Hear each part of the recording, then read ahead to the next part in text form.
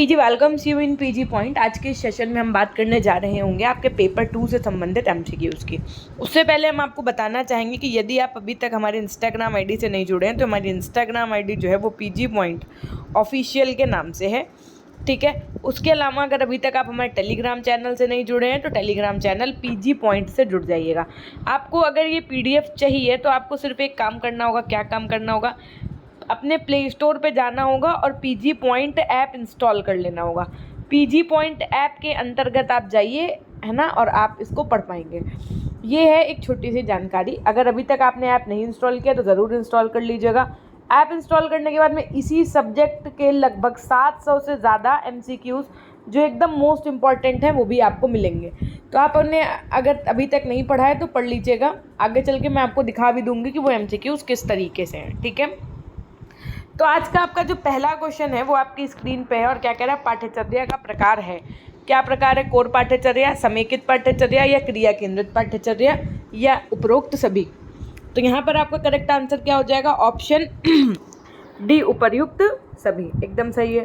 Core प्रधान पाठ्यक्रम का मुख्य उद्देश्य क्या है? जो आपका कोर प्रधान पाठ्यक्रम होता है ना, उसका मुख्य उद्देश्य क्या है? बालकों को व्यक्तिगत व सामाजिक समस्याओं से संबंधित अनुभव प्रदान करना, बालकों को वर्तमान व भावी समस्याओं को सुलझाने यानी कि सॉल्व हेतु ज्ञान व अनुभव प्रदान करना, व्यक्ति व समाज दोनों का विकास करना, या फिर उपर्युक्त सभी। क्वेश्चन नंबर 2 बताइए।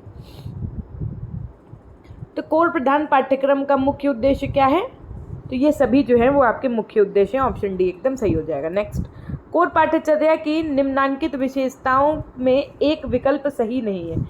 ऐसा कौन सा विकल्प है जो सही नहीं है? नहीं पे विशेष ध्यान दीजिएगा कि जो कोर पाठ्यचर्या है क्या वो शिक्षक केंद्रित है? इसमें समय विभाग चक्र लचीला और वह अनिश्चित होता है, या फिर ये पाठ्यचर्या समस्या समाधान पर बल देती है, या फिर इसमें जो है कई विषय यानी कि बहुत सारे सब्जेक्ट्स को एक साथ पढ़ाया जा सकता है। कोर पाठ्यचर्या से संबंधित कोई एक विकल्प इनमें से सही नहीं है जो आपको बताना है।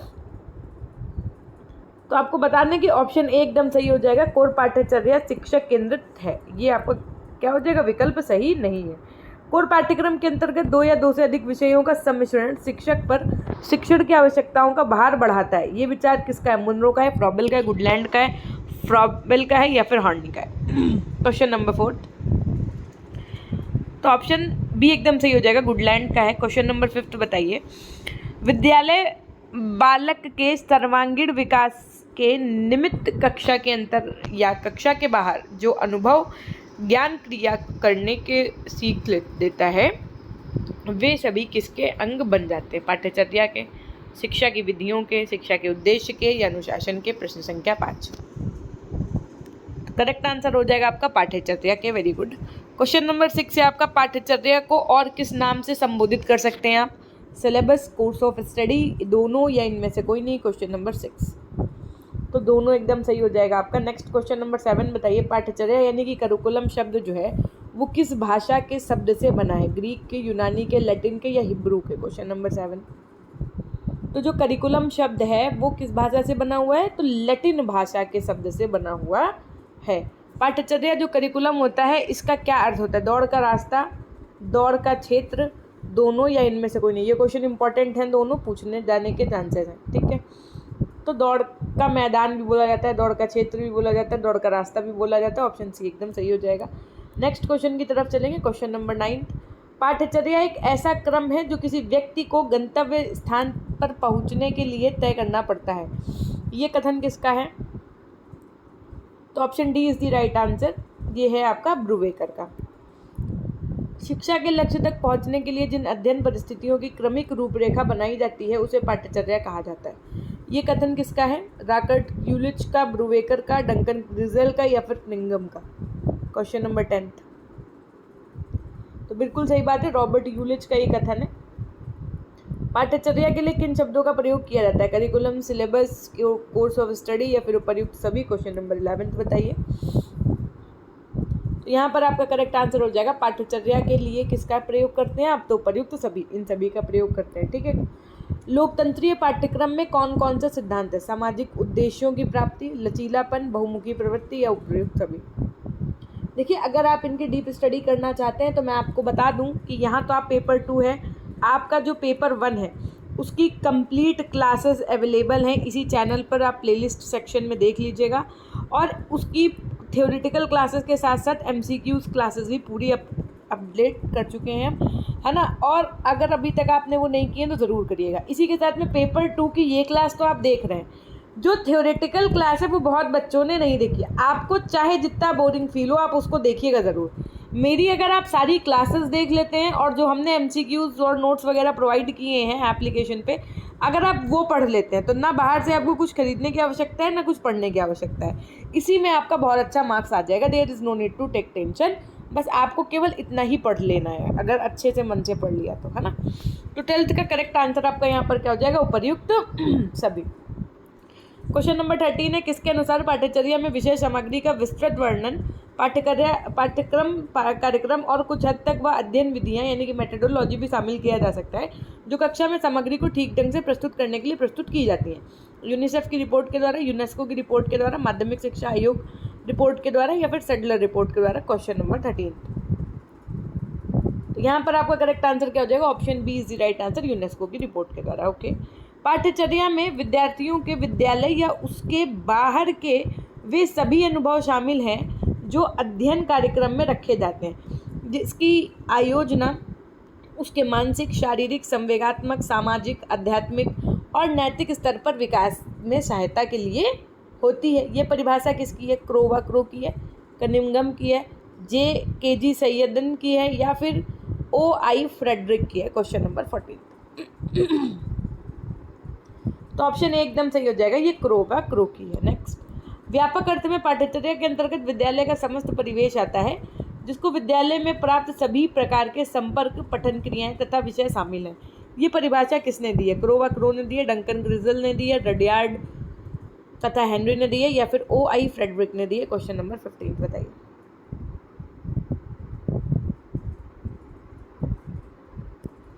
तो रडियार्ड तथा हेनरी ने दी है। पाठ्यचर्या वह सहायक सामग्री है जिसके द्वारा बच्चा अपने आप को उस वातावरण के अनुकूल ढालता है जिसमें वह अपना दैनिक कार्य व्यवहार करता है, जिसमें उसकी भविष्य की योजनाएं और क्रियाशील निहित है। ये परिभाषा किसकी है? प्रश्न संख्या 6।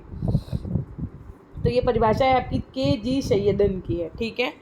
उसके बाद में किसने लिखा है कि पाठ्यचर्या का अर्थ केवल उन सैद्धांतिक विषयों से नहीं है जो विद्यालय में परंपरागत रूप से पढ़ाए जाते हैं, अपितु इसमें अनुभवों की वह संपूर्णता भी निहित है जिसमें बालक विद्यालय, कक्षा, पुस्तकालय, प्रयोगशाला, कार्यशाला तथा खेल के मैदान एवं शिक्षक और शिक्षार्थियों के अनगिनत संपर्कों से प्राप्त करता है।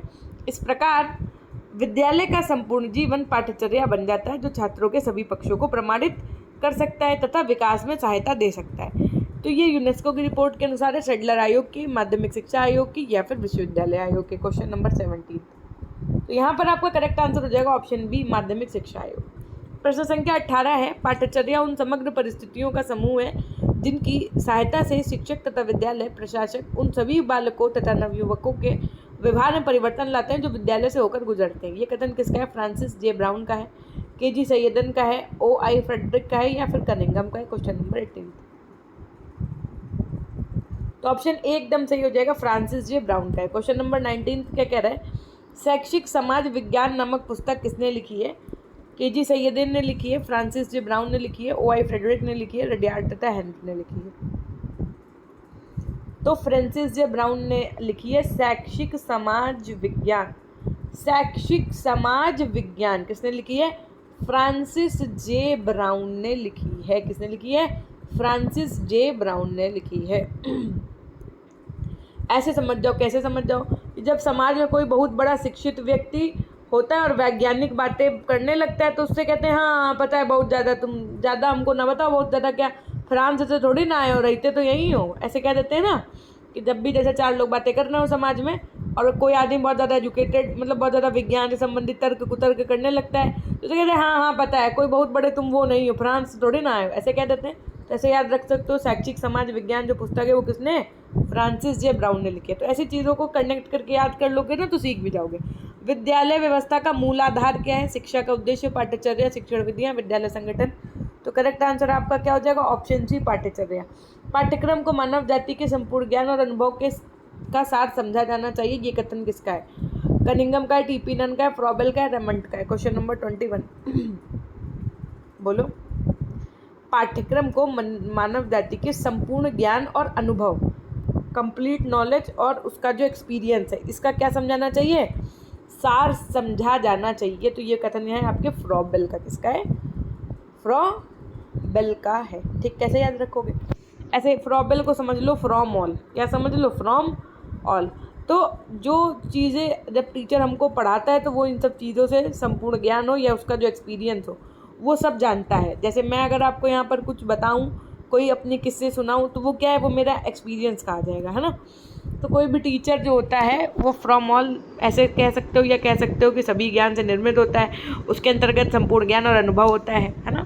तो फ्रॉबेल से कनेक्ट कर लो। 22 क्या कह रहे हैं? 22 कह रहा है वर्तमान समय में पाठ्यक्रम के किस आधार पर बहुत बल दिया जा रहा है, दार्शनिक, सामाजिक, मनोवैज्ञानिक या फिर वैज्ञानिक। वर्तमान की बात की गई है, थोड़ा ध्यानपूर्वक समझिएगा। वर्तमान समय में पाठ्यक्रम के किस आधार पर बहुत ज़्यादा बल दिया जा रहा है, तो आपका जो सामाजिक आधार है इस पर बल दिया जा रहा है। ऑप्शन सी एकदम सही हो जाएगा। प्रश्न संख्या 23 क्या कह रहा है? पाठ्यक्रम निर्माण के सूत्र हैं, शिक्षा प्रणाली, शिक्षा के उद्देश्य, मूल्यांकन प्रणाली या फिर उपर्युक्त सभी। Question number 23। तो एकदम सही जवाब हो जाएगा आपको ऑप्शन डी, उपर्युक्त सभी। नेक्स्ट, विषय केंद्रित पाठ्यक्रम का अन्य नाम क्या है? अनुभव केंद्रित पाठ्यक्रम, छात्र केंद्रित पाठ्यक्रम, पुस्तक केंद्रित पाठ्यक्रम या अध्यापक केंद्रित पाठ्यक्रम।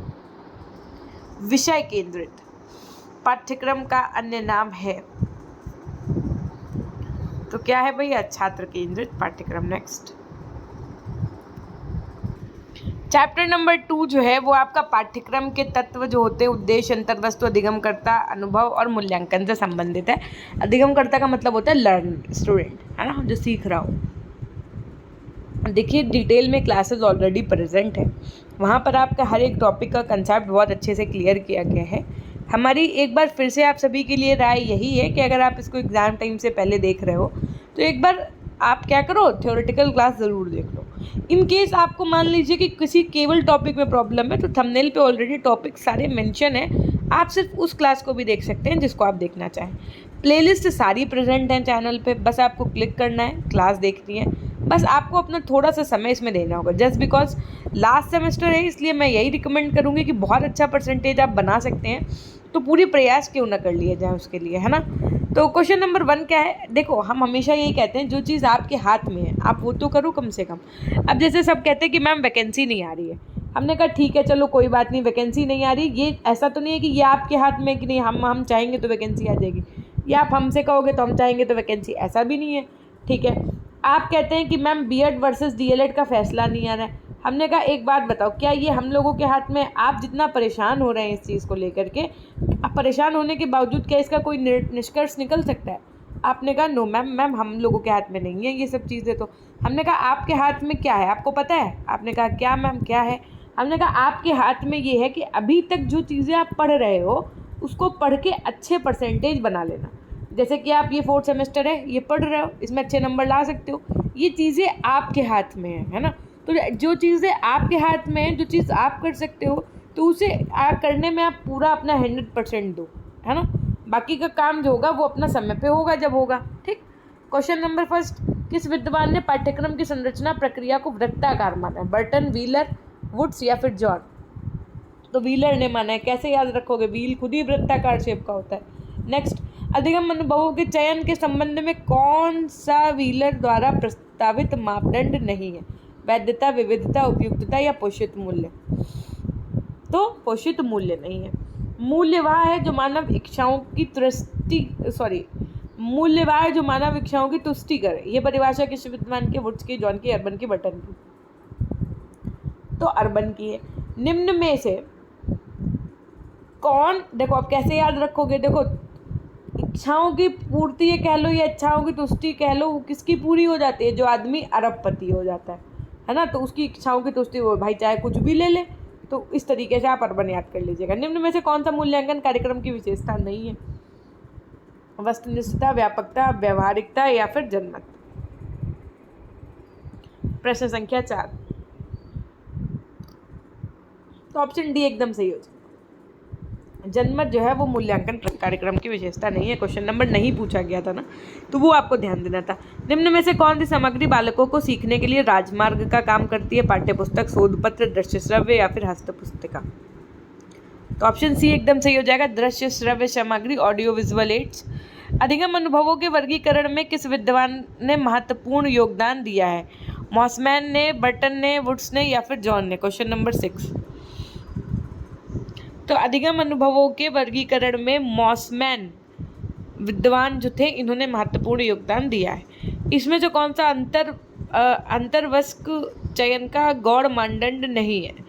शिक्षार्थी की आवश्यकताएं एवं उपलब्धियां, अधिगम योग्यता, उपयोगिता, व्यवहारिकता। तो व्यवहारिकता जो है वो अंतर्वयस्क चयन का गौड़ मानदंड नहीं है। पाठ्यक्रम के मूल्यांकन में अधिकांशतः मापन होता है वस्तुनिष्ठ रूप में, गुणात्मक, संस्थात्मक, व्यवहारिक रूप में। Question number 8। तो गुणात्मक रूप में निम्न में से कौन सा शिक्षा में मूल्यांकन का प्रमुख क्षेत्र नहीं है?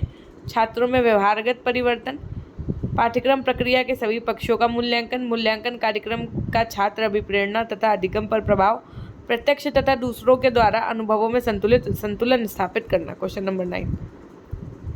तो ऑप्शन डी एकदम सही हो जाएगा, प्रत्यक्ष तथा दूसरों के द्वारा अनुभवों में संतुलन स्थापित करना। निम्न में कौन सा बालकों में सूक्ष्म निरीक्षण एवं विश्लेषण की शक्ति उत्पन्न करता है? गणित, भाषा, सामाजिक अध्ययन या फिर विज्ञान? Question number 10।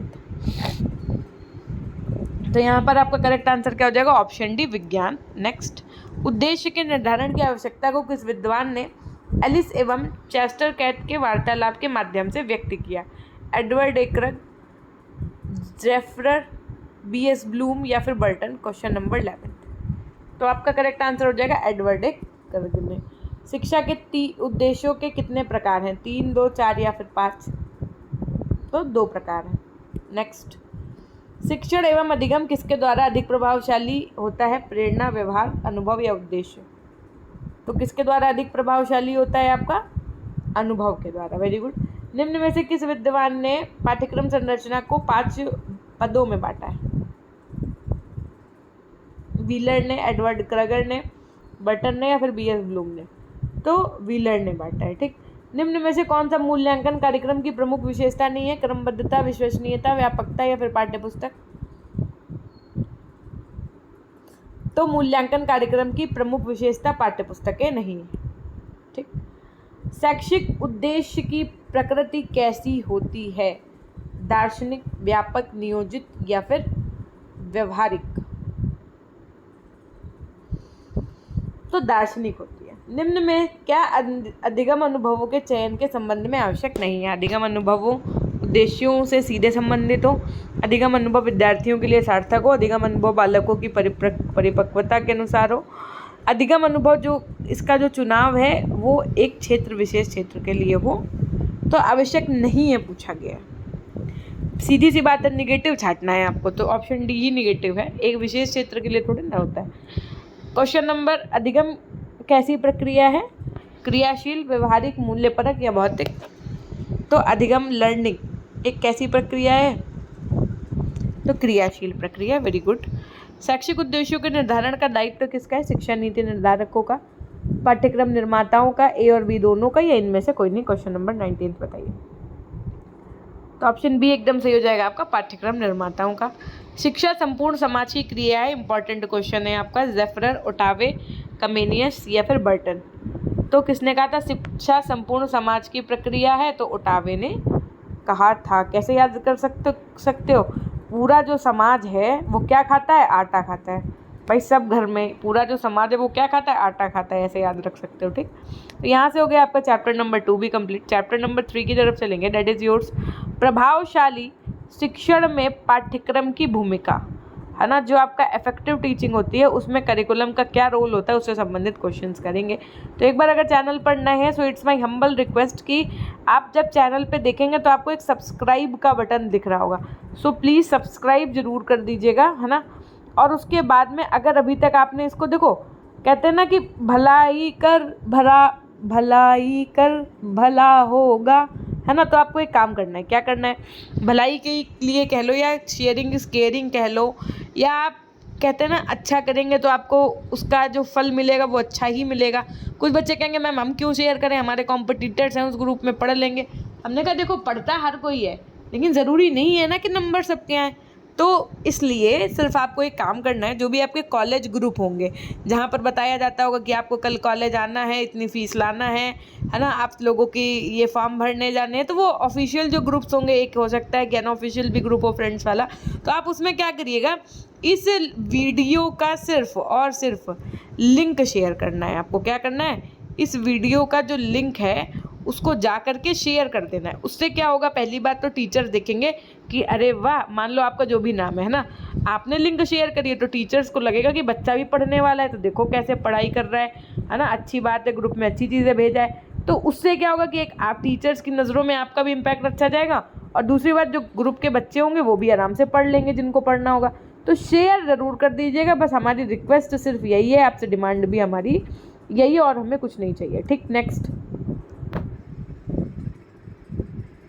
पहला क्वेश्चन आपकी स्क्रीन पे है, डेट इज क्या कि शिक्षण अपेक्षाकृत अधिक परिपक्व व्यक्तित्व एवं कम परिपक्व व्यक्ति के बीच घनिष्ठ संपर्क स्थापित करना है, जिसे कम परिपक्व व्यक्ति की शिक्षा को अग्रसर करने के लिए प्रारूपित किया जाता है। उपर्युक्त परिभाषा किस विद्वान के द्वारा दी गई है, एच.सी. मॉरिसन, एन.एल. गेज, एडमंड एमिडोन या फिर गेट्स? तो करेक्ट आंसर आपका क्या हो जाएगा, option A, H C. Morrison. Very good. Next, जब तक बालक सीखता नहीं शिक्षक ने पढ़ाया नहीं, उपरोक्त कथन किस शिक्षा शास्त्री का है? Question number 2। गेट्स का है, किलपैट्रिक का है, ग्रीन का है, स्मिथ का है? तो किलपैट्रिक ने कही, क्या कहा इन्होंने? कहा कि जब तक बालक सीखता नहीं हम नहीं मानते कि शिक्षक ने उसको पढ़ाया। ठीक, शिक्षण के कितने पक्ष होते हैं? 2, 4, 3 या फिर 7? तो ऑप्शन सी एकदम सही हो जाएगा आपका, 3 पक्ष होते हैं शिक्षक के। नेक्स्ट, शिक्षण किसी न किसी रूप में कब से चलता आ रहा है? आदिकाल से, मध्यकाल से, कुछ समय पहले से, या फिर कोई नहीं? क्वेश्चन नंबर 4, तो आदिकाल से चला आ रहा है। Very good. शिक्षक के व्यक्तित्व से कौन प्रभावित होता है? शिक्षक के व्यक्तित्व से कौन प्रभावित होता है? समाज, देश, छात्र, परिवार? तो ऑप्शन सी एकदम सही हो जाएगा, छात्र प्रभावित होता है। शिक्षण के मध्य छात्र होता है, वक्ता, श्रोता, नेता या फिर लेखक? तो ऑप्शन बी एकदम सही हो जाएगा। जो शिक्षण होता है उसके मध्य जो छात्र होता है वो क्या होता है भैया? श्रोता होता है। सीधी सी बात है, आप पढ़ा रहे होंगे तो बच्चे क्या करेंगे? सुन रहे होंगे ना आपको गौर से। इनमें से कौन सी प्रणाली व्यवस्था के आधुनिक सिद्धांत पर आधारित है? मुक्तात्मक शासन प्रणाली, प्रबंधात्मक शासन प्रणाली, दोनों, या व्यक्तिगत नियोजित प्रणाली? ये आपके अप्रोच से क्वेश्चन बना हुआ है। क्वेश्चन नंबर 7, मुक्तात्मक शासन प्रणाली, ऑप्शन ए एकदम सही है। किस शासन व्यवस्था के अंतर्गत शिक्षण में शिक्षक की अपेक्षा छात्र अधिक क्रियाशील होता है? राजतंत्रात्मक, प्रबंधात्मक, सुधारात्मक या फिर हस्तक्षेप रहित? क्वेश्चन नंबर 8, तो हस्तक्षेप रहित एक ऐसी आपकी शासन व्यवस्था है जिसके अंतर्गत शिक्षण में शिक्षक की अपेक्षा छात्र अधिक क्रियाशील रहता है। क्वेश्चन नंबर 9 क्या है? शासन के स्वरूप के अतिरिक्त शिक्षण को प्रभावित नहीं करती है क्या? दार्शनिक विचारधारा, संस्कृति, सामाजिक मूल्य, परामर्श न लेना? क्वेश्चन नंबर 9, तो ऑप्शन डी एकदम सही हो जाएगा, परामर्श न लेना, ये आपको प्रभावित नहीं करती। शिक्षण की प्रकृति की व्याख्या नहीं है, क्या नहीं है? कि शिक्षण एक अंतःक्रिया है, शिक्षण एक उपचार नहीं है, शिक्षण एक साउद्देश्य प्रक्रिया है, शिक्षण एक निर्देशन है? क्वेश्चन नंबर 10, तो शिक्षण एक उपचार नहीं है, ये शिक्षण की प्रकृति की व्याख्या नहीं है। शिक्षण के कितने प्रमुख चर हैं? 2, 3, 5 या फिर 4? तो ऑप्शन बी एकदम सही हो जाएगा, 3 चर हैं शिक्षण के। प्रमुख कितने चर हैं? तो 3 चर हैं। शिक्षण एक है, क्या है? खेल है, अंतःक्रिया है, समस्या है या निदान है? क्वेश्चन नंबर 12, तो ऑप्शन बी एकदम सही हो जाएगा, शिक्षण एक अंतःक्रिया है। शिक्षण के सभी पक्षों, नियोजन, व्यवस्था, अग्रसरण एवं मूल्यांकन का परिचालन किसके द्वारा ही किया जाता है? शिक्षक के द्वारा, छात्र के द्वारा, अभिभावक के द्वारा या फिर परिवार के द्वारा? तो ऑप्शन ए एकदम सही हो जाएगा, शिक्षक के द्वारा। शिक्षण प्रक्रिया के अंतर्गत कौन आश्रित चर के रूप में कार्य करता है? आश्रित चर, शिक्षक, छात्र, प्राचार्य या फिर परामर्शदाता? आश्रित कौन होता है भैया? तो सीधी सी बात है, बच्चा आश्रित होता है टीचर्स पे, तो छात्र एकदम सही हो जाएगा। छात्र को किसके द्वारा नियोजित, व्यवस्थित एवं प्रस्तुत शिक्षण के अनुरूप ही क्रियाशील होना पड़ता है? माता पिता, परामर्शप्रार्थी, मित्र या फिर शिक्षक। Question number 15। तो टीचर्स के अकॉर्डिंग स्टूडेंट्स को कार्य करने पड़ते हैं सारे, है ना, तो ऑप्शन डी एकदम सही हो जाएगा। 16 है कि इनमें से कौन मनुष्य के जन्म से लेकर मृत्यु तक चलने वाली सतत प्रक्रिया है? शिक्षण, अधिगम, प्रशिक्षण या फिर अनुदेशन। Question number 16। तो अधिगम ऐसी एक प्रक्रिया है कि जो मनुष्य में जन्म से लेकर के मरण तक चलती है। क्वेश्चन नंबर 17 है अनुभवों तथा अनुक्रियाओं द्वारा व्यवहार में होने वाले सुधार एवं परिवर्तन को अधिगम कहा जाता है। ये किस विद्वान का मत है? गेट्स का, कोलर का, मिलर का या फिर जॉन्स का। Question number 17। तो ऑप्शन ए एकदम सही हो जाएगा, गेट्स का। कौन बालक के व्यक्तित्व के लगभग सभी आयामों को प्रभावित करता है? शिक्षा, अध्यापक, शिक्षण, कक्षा। तो करेक्ट आंसर क्या हो जाएगा आपका? ऑप्शन सी, शिक्षण। प्रभावशाली शिक्षण हेतु शिक्षक कार्यक्रम कौन सा कार्य करता है? निदानात्मक, नकारात्मक, भावात्मक या ज्ञानात्मक। तो ऑप्शन ए एकदम सही हो जाएगा, निदानात्मक। प्रभावशाली शिक्षण की संरचना का पक्ष नहीं है, क्या नहीं है? संकेत एवं चिन्ह, मौन स्वीकृति, भाषा विज्ञान की प्रक्रिया या फिर शिक्षण का तर्क। Question number 20। तो मौन स्वीकृति जो है वो प्रभावशाली शिक्षण की संरचना का पक्ष नहीं है। यहाँ से आपका चैप्टर नंबर 3 भी कंप्लीट हो गया। चैप्टर नंबर 4 जो है वो अध्यापक की पाठ्यक्रम विकास में क्या भूमिका होती है, यानी कि जो आपका करिकुलम होता है, जब ये इसका डेवलपमेंट हो रहा होता है या बन रहा होता है या डिसाइड हो रहा होता है, तो इसमें टीचर का क्या रोल होता है, इससे संबंधित बात से जो भी क्वेश्चंस बनेंगे इंपॉर्टेंट वो हम लोग कर रहे होंगे। ठीक है, उससे पहले हम आपको कुछ ज़रूरी बातें बताना चाहेंगे। मान लीजिए आपको और भी ज़्यादा MCQs क्वेश्चंस को प्रैक्टिस करना है, तो यूनिट वाइज हमने आप लोगों को कुछ क्वेश्चंस दिए हैं। एक एक यूनिट में 200 क्वेश्चंस होंगे लगभग। तो ये मान के चलिए आपके 750 तक क्वेश्चंस होने चाहिए, है ना। अगर आप इन क्वेश्चंस की भी प्रैक्टिस, देखो 300 क्वेश्चंस तो हम आपको यहीं करा देंगे। अगर आप उसके दुगने से भी ज़्यादा क्वेश्चंस की प्रैक्टिस करना चाहते हैं तो उसके लिए आपको एक काम करना होगा। सबसे पहले अपने फ़ोन में क्या करिए, आप PG Point ऐप इंस्टॉल करिए। अगर PG Point ऐप इंस्टॉल करने में कोई दिक्कत आ रही है, नहीं लॉगिन कर पा रहे हैं, तो आप हमको मैसेज करिए। कहाँ? मेरी मेल ID पे। मेरी मेल ID जो है वो आपको मैं बता दूँ, pgpoint100@gmail.com है। ठीक, यहाँ पर मैसेज कर दो अगर नहीं कर पा रहे हो PG Point app install and everything. या अगर आप इंस्टाग्राम चलाते हो तो इंस्टाग्राम पे हमको मैसेज कर दो PG Point ऑफिशियल के नाम से, हमारी इंस्टाग्राम ID, तो वहाँ पर भी आप हमें मैसेज कर सकते हो। ठीक, इतनी बात हो जाने के बाद में आप देखिए हर एक क्वेश्चन है पाठ्यक्रम निम्नलिखित में से किसके लिए मार्गदर्शन प्रदान करता है? तो ऑप्शन सी, छात्र के लिए। एकदम नए क्वेश्चन मिलेंगे, एकदम नए, जैसे कौन से पाठ्यक्रम की प्रकृति है, तो संकटपूर्ण, रूढ़िवादी, सृजनात्मक, सभी है ना, हर समय के हिसाब से। तो इस तरीके से जो क्वेश्चंस हैं वो आपको बढ़िया सी राइटिंग में आपको मिलेंगे। तो अगर आप इनको करना चाहते हैं, इनकी प्रैक्टिस करना चाहते हैं, तो उसके लिए आपको जैसे ही आप PG Point ऐप खोलेंगे, देखो ऐप खोलने के बाद में आपके सामने क्या ऑप्शंस आएंगे हम उनको भी हाईलाइट कर देंगे। आप ऐप पे जाइएगा, ऐप को ऐसे ऐसे स्क्रॉल करिएगा। अब यहाँ पर आपको E-Notes में जाना है। कहाँ जाना है? E-Notes के अंतर्गत जाना है, क्योंकि केवल MCQs आपको अगर पढ़ना है, हो सकता है आपने नोट्स वगैरह खुद बनाए हो ना, तो E-Notes में जाइएगा। जैसे ही आप E-Notes के अंतर्गत जाएंगे, ठीक, तो यहाँ पर देखो आपको एक दिखेगा पेड नोट्स, इसके नीचे एक दिखेगा फ्री नोट्स। तो आपको आ जाना है पेड नोट्स पे। पेड नोट्स पे आपको सी ऑल पे क्लिक कर देना है। कहाँ पर क्लिक कर देंगे? सी ऑल पे। तो जैसे इस रील स्क्रॉल करते हैं वैसे ही आप इसको स्क्रॉल करिएगा। देखो यहाँ पर फ्री नोट्स भी है ना, तो इससे आपको कोई मतलब नहीं है, इस पर कुछ नहीं करना है आपको। आप पेड नोट्स पे सी ऑल पे क्लिक करने के बाद में जैसे ही स्क्रॉल करेंगे, देखो यहाँ पर आपका पेपर 1 के 1300 से ज़्यादा MCQs गिवन है। ठीक है, 1300 से ज़्यादा MCQs आपको यहाँ पर दिए हुए हैं। जो आपका पेपर 3 है उसके लगभग, हाँ, 650 से ज़्यादा, तो वही मान लो आप 700 तक MCQs इसमें मिलेंगे आपको। ठीक, इसके अलावा जो आपके और भी पेपर है ना, पेपर अलग अलग, उनके भी MCQs प्रेजेंट है। तो केवल MCQs की प्रैक्टिस के लिए आपको करना क्या है, फिर से ध्यान से सुन लीजिएगा। पहले आपको पेड नोट्स पे आना है, फिर सी ऑल पे क्लिक करना है। सी ऑल पे जब क्लिक करेंगे तो ही आपको ये PDF दिखेगी और आप आराम से यहाँ से अपनी प्रैक्टिस कर सकते हैं। मेरी अगर आप एक राय मानिए तो राय के तौर पर ये मानिए कि अब लास्ट सेमेस्टर है, लास्ट पेपर है, तो ज़रूर से ज़रूर इनको ले लीजिए, PG Point ऐप इंस्टॉल कर लीजिए। क्वेश्चंस एकदम रामबाण है, ये हमारी जिम्मेदारी है। ठीक, क्वेश्चन से कंप्रोमाइज़ नहीं है। मेरे कंटेंट में क्वालिटी से मैं कभी कंप्रोमाइज़ नहीं करूँगी। अगर आपको नोट्स भी लेना है ना, तो हैंड रिटन सब कुछ है, एक एक बहुत मेहनत से करवाया गया है, बनवाया गया है ना। तो आपको अगर पढ़ना है, अच्छे से तैयारी करनी है तो बिल्कुल कर सकते हैं। ठीक है, इसके अलावा जो बच्चे कहते हैं मैम हमको यूट्यूब पे क्लास नहीं मिली, तो सबसे पहले आप पीजी पॉइंट पे आओ, यहाँ पर आपको एक सब्सक्राइब का बटन दिखेगा, उसको दबाओ। उसके बाद में आप इसको स्क्रॉल करोगे तो जैसे ही आप यहाँ पर देखो क्या दिख रहा है, होम, वीडियो, शॉर्ट्स, लाइव, यहाँ पर आपको प्लेलिस्ट का ऑप्शन दिखेगा। कैसे दिखेगा मैम?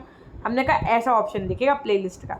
सबसे पहले ही देखो आपको दिख रही है ये पाठ्यचर्या विकास की प्रक्रिया, बस इसी पे आप क्लिक करिएगा। यहाँ पर 4 लिखा है, तो अभी 4 क्लासेस होंगी इसलिए 4 लिखा है, आगे अभी तक अब आपकी ज़्यादा क्लासेस हो गई हैं, तो आप यहीं पे क्लिक करिएगा। यहाँ पर आपको सारे अब टॉपिक वाइज मिल जाएगा। जैसे मान लो पाठ्यचर्या का आधार वाला चैप्टर पढ़ना है तो आप इस पर क्लिक कर दो, दूसरा चैप्टर पढ़ना है तो उस पर क्लिक कर दो, तो वो आपकी क्लास खुल के आ जाएगी। इसी तरीके से जो आपका पेपर 1 है, जैसे भारत में शिक्षा प्रणाली विकास, तो उसकी भी आपने क्लासेस देखी होंगी। एमएड की इन्फॉर्मेशन चाहिए तो उसके लिए ये है, बीएड की न्यूज़ चाहिए, यूपी टेट की न्यूज़ हो या कोई भी आपकी चीज़ें हो, वो आपको यहाँ पर प्लेलिस्ट के सेक्शन में जाइए और देख सकते हैं। ठीक, अब देखिए चैप्टर नंबर 4 जो है वो आपका अध्यापक की पाठ्यक्रम में भूमिका में, मतलब क्या भूमिका होती है उससे संबंधित क्वेश्चन है। पहला क्वेश्चन है, पाठ्यक्रम विकास का सर्वाधिक महत्वपूर्ण अभिकरण कौन है? जब भी जो करिकुलम बन रहा होता है तो वो उसमें सबसे इम्पोर्टेंट रोल कौन प्ले करता है? तो एक टीचर करता है या छात्र करता है, प्राचार्य, कक्षा कौन? तो टीचर करता है। क्यों मैम? क्योंकि उसको अनुभव होता है, क्योंकि ग्राउंड लेवल पे वो पढ़ा रहा होता है, तो उसको पता होता है कि बच्चे चीज़ों को समझेंगे, कैसे करेंगे। क्वेश्चन नंबर 2 देखो, पाठ्यक्रम विकास के किन चरणों पर अध्यापक की भागीदारी असंदिग्ध एवं सर्वमान्य है? क्वेश्चन नंबर 2, तो करेक्ट आंसर आपका यहाँ पर क्या हो जाएगा? 2 चरणों पर, ऑप्शन बी एकदम सही हो जाएगा। निम्नलिखित में से किन सोपानों की अध्यापक की भूमिका महत्वपूर्ण होती है? शिक्षण विधियों एवं प्रविधियों के चयन में, सहायक सामग्री के चयन में, दोनों में, कर्मचारियों की नियुक्तियों में। क्वेश्चन नंबर 3, तो ऑप्शन सी एकदम सही हो जाएगा, ऑप्शन ए व बी दोनों। नेक्स्ट क्वेश्चन, व्यक्तिगत रूप से छात्रों एवं उनकी समस्याओं को समझने, उन पर ध्यान देने का कार्य कौन कर सकता है? छात्र, अध्यापक, अभिभावक या फिर नेता। क्वेश्चन नंबर 4, तो ऑप्शन बी एकदम सही हो जाएगा, अध्यापक। शिक्षकों में किस उत्तरदायित्व की प्रबल भावना होती है? ज्ञान, अनुभव, दोनों या केवल बी?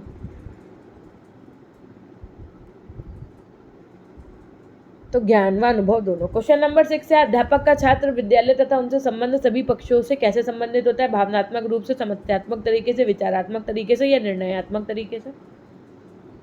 तो ऑप्शन एकदम सही हो जाएगा, भावनात्मक तरीके से। नेक्स्ट, पाठ्यक्रम को वास्तविक कार्यात्मक रूप कहाँ प्रदान किया जाता है? ऑफिस में, परिवार में, कक्षा में या परीक्षा भवन में? क्वेश्चन नंबर 7, तो ऑप्शन बी, कक्षा में। सेलर व अलेक्जेंडर ने कितने प्रकार के पाठ्यक्रम बताए? 3, 4, 2 या फिर 5? क्वेश्चन करवाया हुआ है थ्योरेटिकल क्लासेस में, ये भी कहा था कि ये क्वेश्चन ऐसे पूछा जा सकता है, 3। उसके बाद में शिक्षकों के आचार विचार, आस्थाएं, मान्यताएं, सामाजिक पृष्ठभूमि एवं शैक्षिक योग्यता आदि किसको बहुत अधिक प्रभावित करते हैं? पाठ्यक्रम को, समाज को, कक्षा को, परीक्षा को। प्रश्न संख्या 9, तो ऑप्शन ए एकदम सही हो जाएगा, पाठ्यक्रम को। क्वेश्चन नंबर 10 है, शिक्षा प्रक्रिया की महत्वपूर्ण धुरी कौन है? छात्र, प्राचार्य, शिक्षक या फिर मित्र? क्वेश्चन नंबर 10, प्रश्न संख्या 10 बताओ। तो ऑप्शन सी एकदम सही हो जाएगा, शिक्षक। शिक्षकों का आयु वर्ग किसको प्रभावित करता है? विचार, अनुभव, नियुक्ति या फिर पाठ्यक्रम? क्वेश्चन नंबर 11, तो ऑप्शन डी एकदम सही हो जाएगा, पाठ्यक्रम। Very good. युवा एवं प्रौढ़ शिक्षकों की सोच एवं अनुभव में क्या होता है? पर्याप्त अंतर, समानता, विषमता या फिर संघर्ष? क्वेश्चन नंबर 12, तो पर्याप्त अंतर। पाठ्यक्रम पर शिक्षक वर्ग का प्रभाव कितने प्रमुख रूप में कार्य करता है? क्वेश्चन नंबर 13, 3, 2, 4 या फिर 7? तो 2 रूपों में कार्य करता है। प्रत्येक शिक्षक किसमें कुछ आस्था रखता है? नैतिक मूल्यों में, वर्गवाद में, भेदभाव में या फिर स्वार्थ में? तो ऑप्शन ए एकदम सही हो जाएगा, नैतिक मूल्यों में। पाठ्यक्रम पर शिक्षक वर्ग का प्रभाव किन रूपों में कार्य नहीं करता है? वैयक्तिक रूप में, व्यवहार के रूप में, संगठित शक्ति के रूप में, उपयुक्त सभी रूप में? तो व्यवहार के रूप में। प्रत्येक शिक्षक अनिवार्य रूप से किसका शिक्षक होता है? सामान्य नैतिक आचरण का, वैज्ञानिक का, समाजशास्त्र का या फिर राजनीति का? 16, तो ऑप्शन ए एकदम सही हो जाएगा, सामान्य नैतिक आचरण का। पाठ्यक्रम शिक्षक के लिए अपने विचारों को कहाँ तक पहुँचाने का माध्यम होता है? बालकों तक, प्राचार्यों तक, अभिभावक तक या फिर परिवार तक? क्वेश्चन नंबर 17, तो बालकों तक। Very good. किस ढंग से शिक्षक व्यक्तिगत रूप से पाठ्यक्रम को प्रभावित करता है? प्रत्यक्ष तरीके से, परोक्ष तरीके से, दोनों या कोई नहीं? Question number 18। तो ऑप्शन सी एकदम सही हो जाएगा, दोनों तरीके से। नेक्स्ट है, वर्तमान समय में शिक्षक किस रूप में भी उभर रहा है? मध्यस्थ, समन्वयक, मंत्री या संगठित शक्ति? Question number 19। तो संगठन शक्ति। राज्य स्तरीय शिक्षक संगठन किस स्तर पर है? केंद्र, राज्य, दोनों या कोई नहीं? तो ऑप्शन है केंद्र स्तर पर है। ठीक। नेक्स्ट जो चैप्टर है वो आपका रिलेटेड होगा किससे? तो पाठ्यक्रम विकास के सिद्धांत, योजना और उपागम, यानी कि जो करिकुलम है उसके क्या आपके प्रिंसिपल्स हैं, क्या आपकी उसकी प्लानिंग्स हैं, क्या उसके अप्रोच है ना? तो principle, planning and approach in, तो पाठ्यक्रम विकास के सिद्धांत, योजना एवं उपागम, यह है आपका चैप्टर नंबर 5। आइए चलेंगे इसकी तरफ। इससे संबंधित आपका पहला क्वेश्चन क्या है? पाठ्यक्रम रचना कैसी प्रक्रिया है आपकी? सुनियोजित है, व्यवहारिक है, मौलिक है या फिर गौड़ है? तो ऑप्शन एकदम ए आपका एकदम सही हो जाएगा, सुनियोजित है। क्वेश्चन नंबर 2 है, छात्र केंद्रित पाठ्यक्रम के आधार पर किस आधुनिक शिक्षण पद्धति का विकास हुआ है आपका? बताइए। मॉन्टेसरी पद्धति का, योजना का, किंडरगार्टन का या फिर उपर्युक्त सभी? प्रश्न संख्या 2। तो आपका उपर्युक्त सभी एकदम सही हो जाएगा। Very good. नेक्स्ट क्वेश्चन, छात्र केंद्रित पाठ्यक्रम के विकास में किस विद्वान का योगदान है आपके? जॉन डीवी का, डॉक्टर सफाया का, अल्बर्टी का या फिर बर्टन का? Question number 3। तो करेक्ट आंसर आपका यहाँ पर क्या हो जाएगा? जॉन डीवी का। निम्न में से कौन पाठ्यक्रम का प्रकार नहीं है? एकीकृत पाठ्यक्रम, विषय केंद्रित पाठ्यक्रम, शिल्प कला केंद्रित पाठ्यक्रम या फिर व्यवहारिक पाठ्यक्रम? Question number 4। तो आपका क्या हो जाएगा? ऑप्शन डी एकदम सही हो जाएगा, व्यवहारिक पाठ्यक्रम। नेक्स्ट क्वेश्चन नंबर 5 है आपका, निम्न में से कौन सा पाठ्यक्रम को प्रभावित करने वाला घटक है? परीक्षा प्रणाली, शासन पद्धति, राष्ट्रीय शिक्षा आयोग तथा समितियां या फिर उपर्युक्त सभी? प्रश्न संख्या 5। तो ऑप्शन डी एकदम सही हो जाएगा आपका, उपर्युक्त सभी। पाठ्यचर्या के विकास हेतु किस आवश्यक तथ्य कौन नहीं है? उद्देश्य, प्रक्रिया, परिस्थिति या व्यवहारिकता? Question number 6। तो व्यवहारिकता एकदम सही हो जाएगा। द प्रोसेस ऑफ एजुकेशन के रचनाकार कौन है आपके? ब्रूनर, नेल्सन, जॉन एडम्स या फिर मुफात? Question number 7। तो ब्रूनर कौन है? द प्रोसेस ऑफ एजुकेशन के रचनाकार। गांधी जी की बुनियादी शिक्षा किसे आधार मानती थी? क्रिया केंद्रित पाठ्यक्रम को, विषय केंद्रित, एकीकृत पाठ्यक्रम या अनुभव केंद्रित पाठ्यक्रम? Question number 8। तो क्रिया केंद्रित कार्यक्रम जो होता था, क्रिया केंद्रित पाठ्यक्रम यानी कि एक्टिविटी बेस्ड करिकुलम। उसके बाद में निम्न में से कौन सा पाठ्यक्रम आपका प्रयोगवादी विचारधारा पर आधारित है? विषय केंद्रित, छात्र केंद्रित, क्रिया केंद्रित, जीवन समायोजन केंद्रित? तो करेक्ट आंसर आपका यहाँ पर क्या हो जाएगा? ऑप्शन सी, छात्र केंद्रित। Very good. कथन है आपका, शिक्षा की किसी भी योजना में मैं अध्यापक को केंद्रित स्थान मानता हूँ। ये कथन किसका है? नेल्सन या बार्सिंग का है, जॉन एडम्स का है, हेडरसन का है, भाटिया एवं नारंग का है? Question number 10। तो ऑप्शन ए, नेल्सन एवं बॉसिंग का है। क्या कहा इन्होंने? कि शिक्षा किसी भी योजना में मैं अध्यापक को केंद्रित स्थान मानता हूँ। निम्न में से कौन सा एकीकृत पाठ्यक्रम का गुण नहीं है? इंटीग्रेटेड जो आपका करिकुलम होता है, इसकी कौन सी जो है क्वालिटी नहीं है पूछा गया। इसमें छात्र विभिन्न विषयों का ज्ञान एक साथ प्राप्त कर लेता है। इसमें छात्र की रुचियों का पूर्णतः ध्यान रखा जाता है। इसमें बालकों को जीवन उपयोगी शिक्षा प्रदान की जाती है। ये पाठ्यक्रम शिक्षकों का कार्यभार बढ़ा देता है। क्वेश्चन में पूछा गया है क्या गुण नहीं है? ऑप्शन इसमें क्या सही होगा? क्वेश्चन नंबर 11 बताइए। ऑप्शन डी एकदम सही हो जाएगा कि ये पाठ्यक्रम शिक्षकों का कार्यभार बढ़ा देता है, ऐसा नहीं है। क्वेश्चन नंबर 12, निम्न में से कौन सा माध्यमिक शिक्षा आयोग द्वारा पाठ्यक्रम निर्माण का सिद्धांत नहीं है? अनुभव का सिद्धांत, अवकाश के समय का सदुपयोग, लचीलेपन का सिद्धांत, विषय क्षेत्र के क्रमबद्ध का सिद्धांत? Question number 12। तो ऑप्शन डी एकदम सही हो जाएगा, विषय क्षेत्र के क्रमबद्ध करने का सिद्धांत ये नहीं है, माध्यमिक शिक्षा जो आयोग है उसके द्वारा बताया गया। निम्न में से कौन प्राथमिक स्तर पर पाठ्यक्रम निर्माण का सिद्धांत नहीं है? मनोचालक कौशलों के विकास का सिद्धांत को विकसित करने का सिद्धांत, जीवन क्रियाओं का सिद्धांत, विषय क्षेत्र के क्रमबद्ध करने का सिद्धांत, कार्य विशिष्टता का सिद्धांत? Question number 13।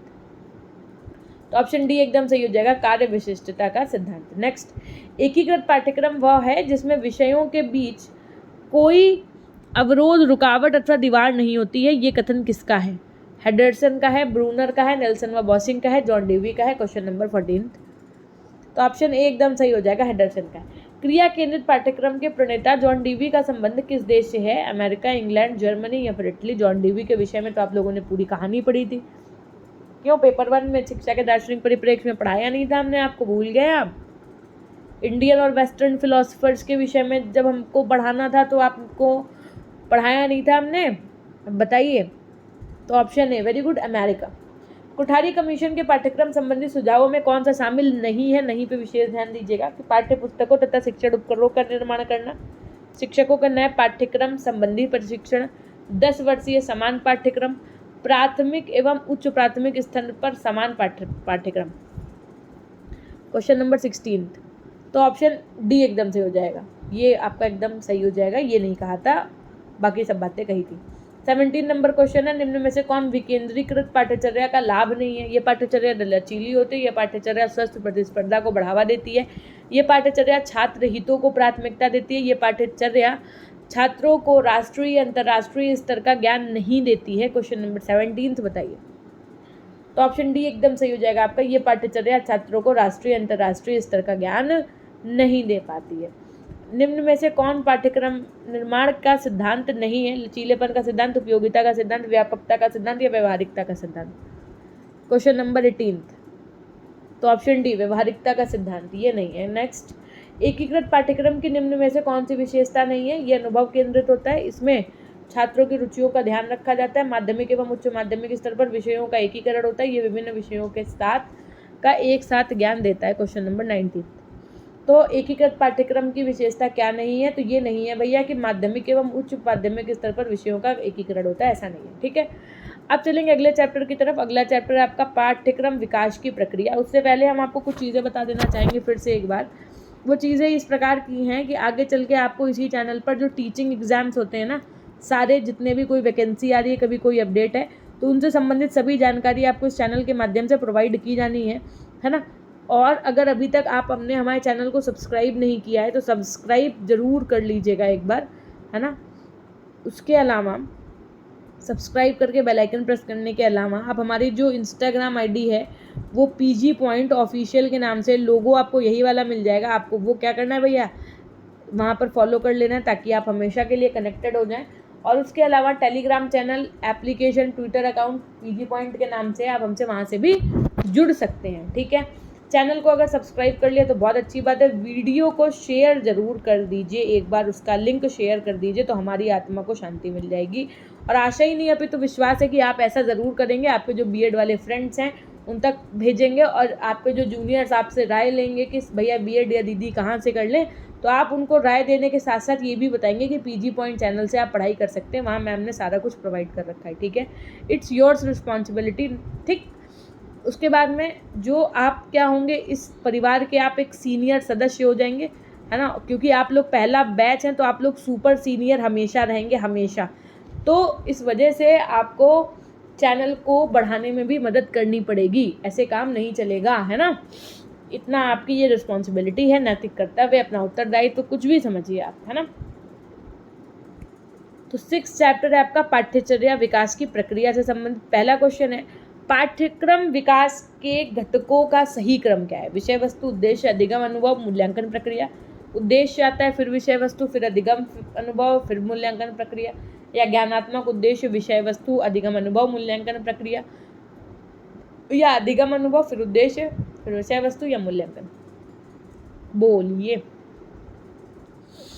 देखो, मूल्यांकन तो आखिरी में ही होता है बच्चे का, ये सबको पता है ना।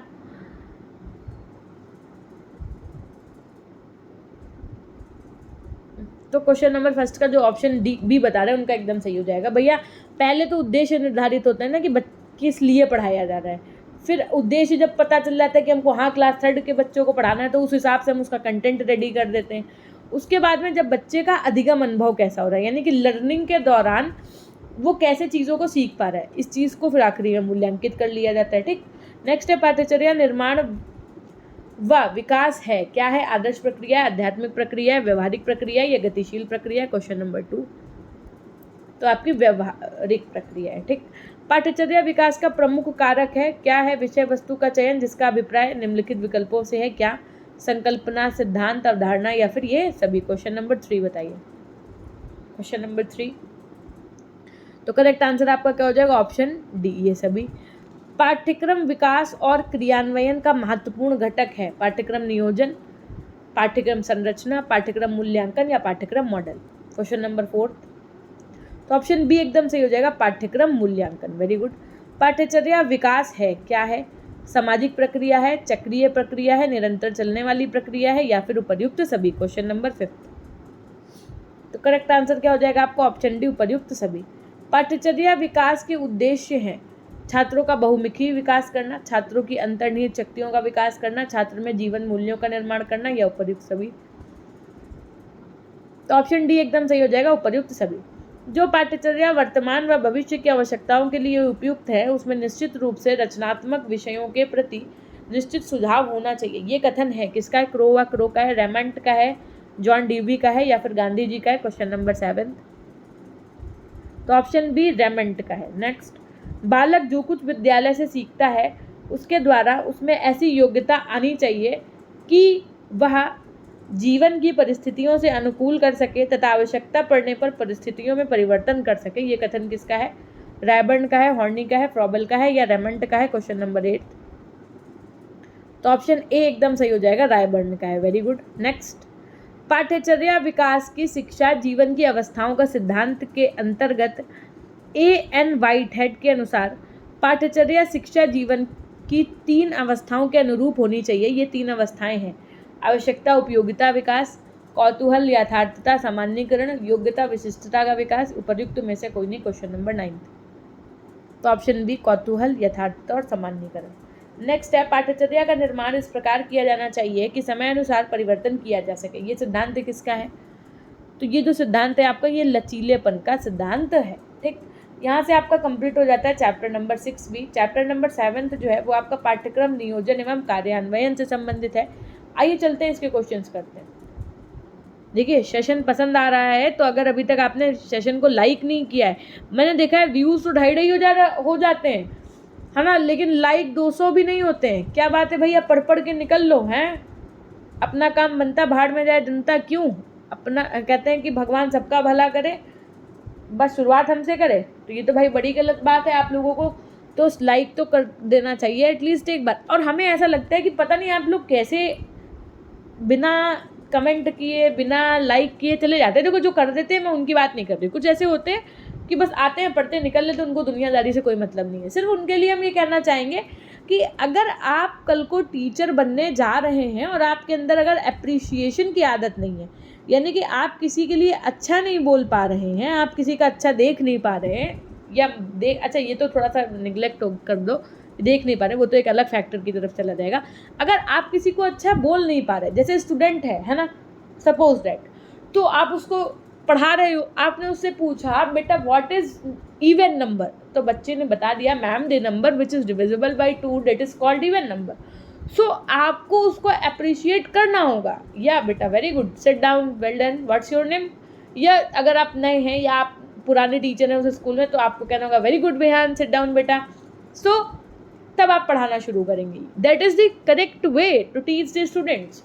अगर आपके अंदर ये चीज़ें ही नहीं है, तो आपने मुझसे पूछा बेटा व्हाट इज़ इवन नंबर, बच्चे ने कहा ma'am the number which is divisible by 2 is called even number, और बच्चा जो है वो बैठ गया चुपचाप से, आपने उसको ना अप्रिशिएट किया ना कुछ।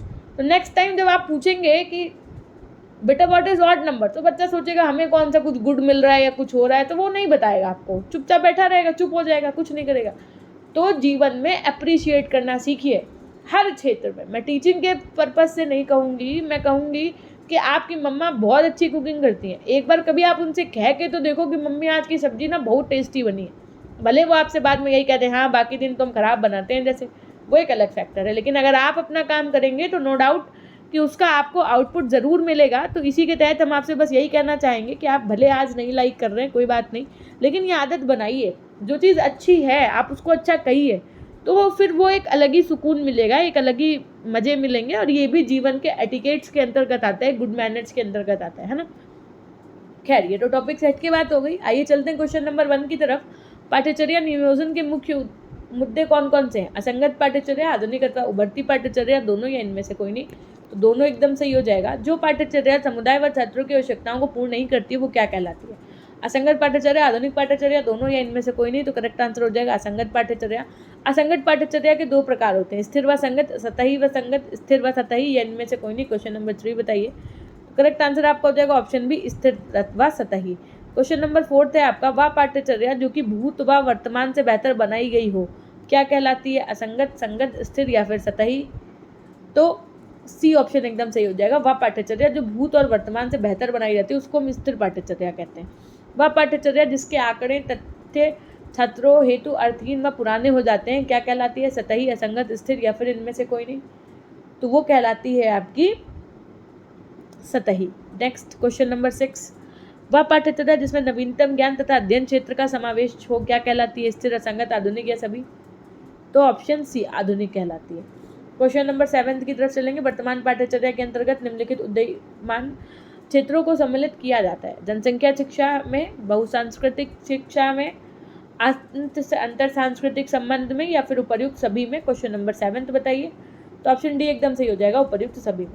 किस पाठ्यचर्या में उन सभी पहलुओं का समावेश किया जाता है जो वर्तमान में प्रासंगिक होते हैं? असंगत, संगत, आधुनिक या फिर स्थिर। क्वेश्चन नंबर 8 तो आधुनिक। Very good. नेक्स्ट क्वेश्चन की तरफ चलेंगे। वर्तमान पाठ्यक्रम की प्रमुख समस्या है क्या है? पाठ्यक्रम व्यवस्थित नहीं है, पाठ्यक्रम कहीं कम कहीं अधिक है, या फिर संकीर्ण और एक मार्गी है, या फिर उपर्युक्त सभी। तो ऑप्शन डी उपर्युक्त सभी। पाठ्यक्रम को प्रभावित करने वाले घटक कौन से? सामाजिक, आर्थिक एवं जनसंख्या शक्तियाँ, तकनीकी प्रगति, शैक्षिक शोध, या फिर उपर्युक्त सभी। क्वेश्चन नंबर 10 तो ऑप्शन डी एकदम सही हो जाएगा। पाठ्यक्रम नियोजन का स्तर क्या है?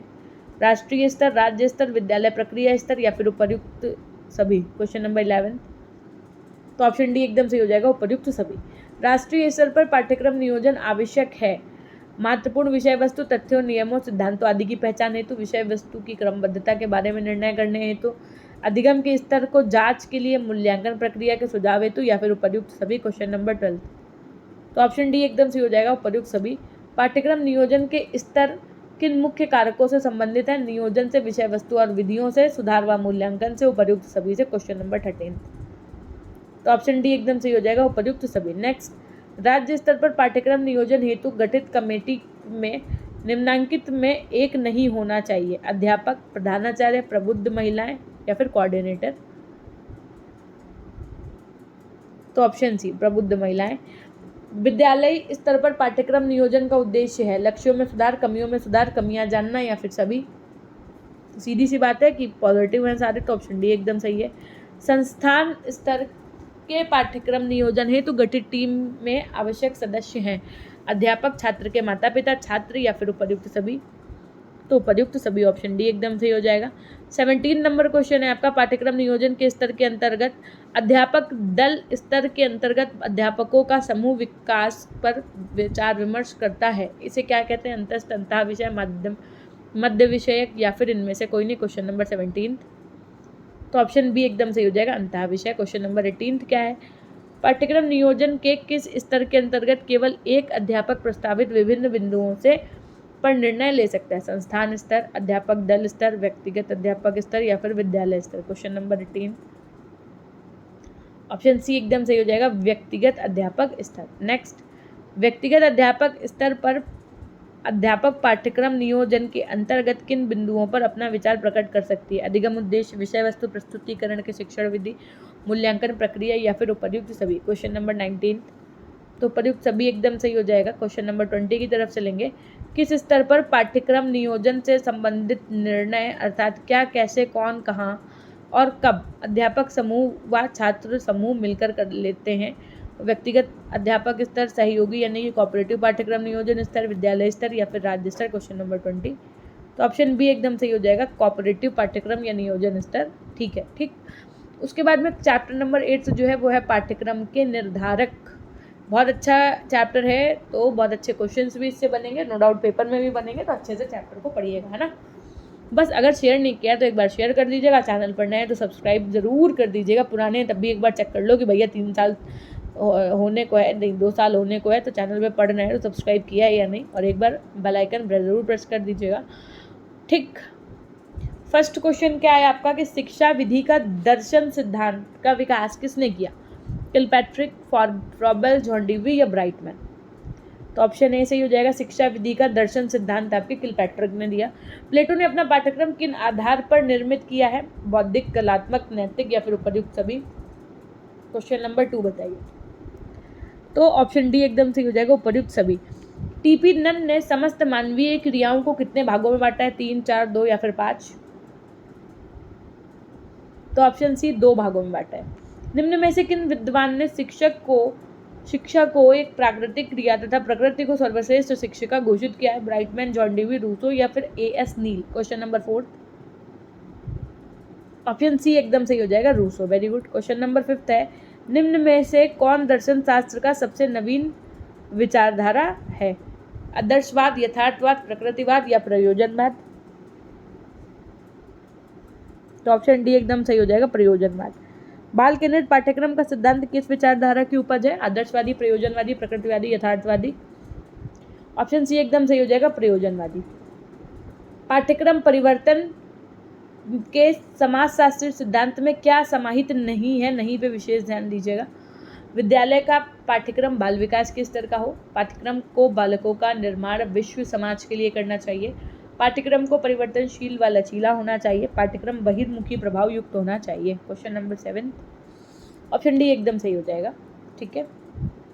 नेक्स्ट है, निम्न में से कौन सा कथन असत्य है? आपका असत्य पूछा गया है, यानी कि जो सत्य नहीं है, या गलत आप कह सकते हो, जो गलत है कि वैदिक काल में शिक्षा का पाठ्यक्रम नैतिक एवं आध्यात्मिक विषयों से पूर्ण था। भाई ये तो कहीं ना कहीं तक बात सही लग रही है।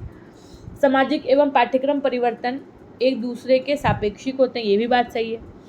उसके बाद में पेस्टोलॉजी के अनुसार घर ही शिक्षा का सर्वोत्तम स्थान और बालक का प्रथम विद्यालय, ये भी बात सही है। ऑप्शन डी है, क्रो व क्रो के शब्दों में शैक्षिक परिवर्तन सामाजिक परिवर्तन का अनुकरण करते हैं, ये बात गलत है। ऑप्शन डी एकदम सही हो जाएगा आपका क्वेश्चन नंबर 8। बुनियादी शिक्षा के पाठ्यक्रम में क्या समाहित नहीं है? आधारभूत कलाएं, सामाजिक अध्ययन, व्यवहारिक ज्ञान या फिर शारीरिक शिक्षा? क्वेश्चन नंबर 9, तो व्यवहारिक ज्ञान। 10th क्वेश्चन है आपका, बुनियादी शिक्षण की प्रमुख विशेषताओं में शामिल नहीं है, क्या नहीं शामिल है? शिक्षा के माध्यम मातृभाषा है, पाठ्यक्रम का स्तर वर्तमान मौद्रिक के स्तर का है, और या फिर पाठ्यक्रम में अंग्रेजी व धर्म का स्थान हो, या फिर कक्षा 5 तक शिक्षा का पाठ्यक्रम सह शिक्षा के रूप में हो। Question number 10। तो करेक्ट ऑप्शन आपका यहाँ पर क्या हो जाएगा? ऑप्शन सी एकदम से हो जाएगा, पाठ्यक्रम में अंग्रेजी व धर्म का स्थान हो। क्वेश्चन नंबर 11 है, क्या है कि पाठ्यक्रम परिवर्तन में दर्शन के प्रभावों में क्या शामिल नहीं है? पाठ्यवस्तु पर दर्शन का आंशिक प्रभाव पड़ता है। पाठ्य विषय की संख्या का निर्धारण दर्शन से संबंधित है। पाठ्यक्रम का निर्माण दर्शन पर आधारित है। पाठ्यवस्तु का दर्शन पर पूर्ण प्रभाव पड़ता है। क्वेश्चन नंबर 11, तो ऑप्शन ए एकदम सही हो जाएगा, पाठ्यवस्तु पर दर्शन का आंशिक प्रभाव पड़ता है। उसके बाद में जॉन डीवी ने बालकों की 4 अभिरुचियां मानी हैं। किसने मानी? जॉन डीवी ने। निम्न में से कौन सी इसमें शामिल नहीं है? कलात्मक अभिव्यक्ति, रचनात्मक कार्य करना, शारीरिक क्रियाएं करना, खोज करना। Question number 12,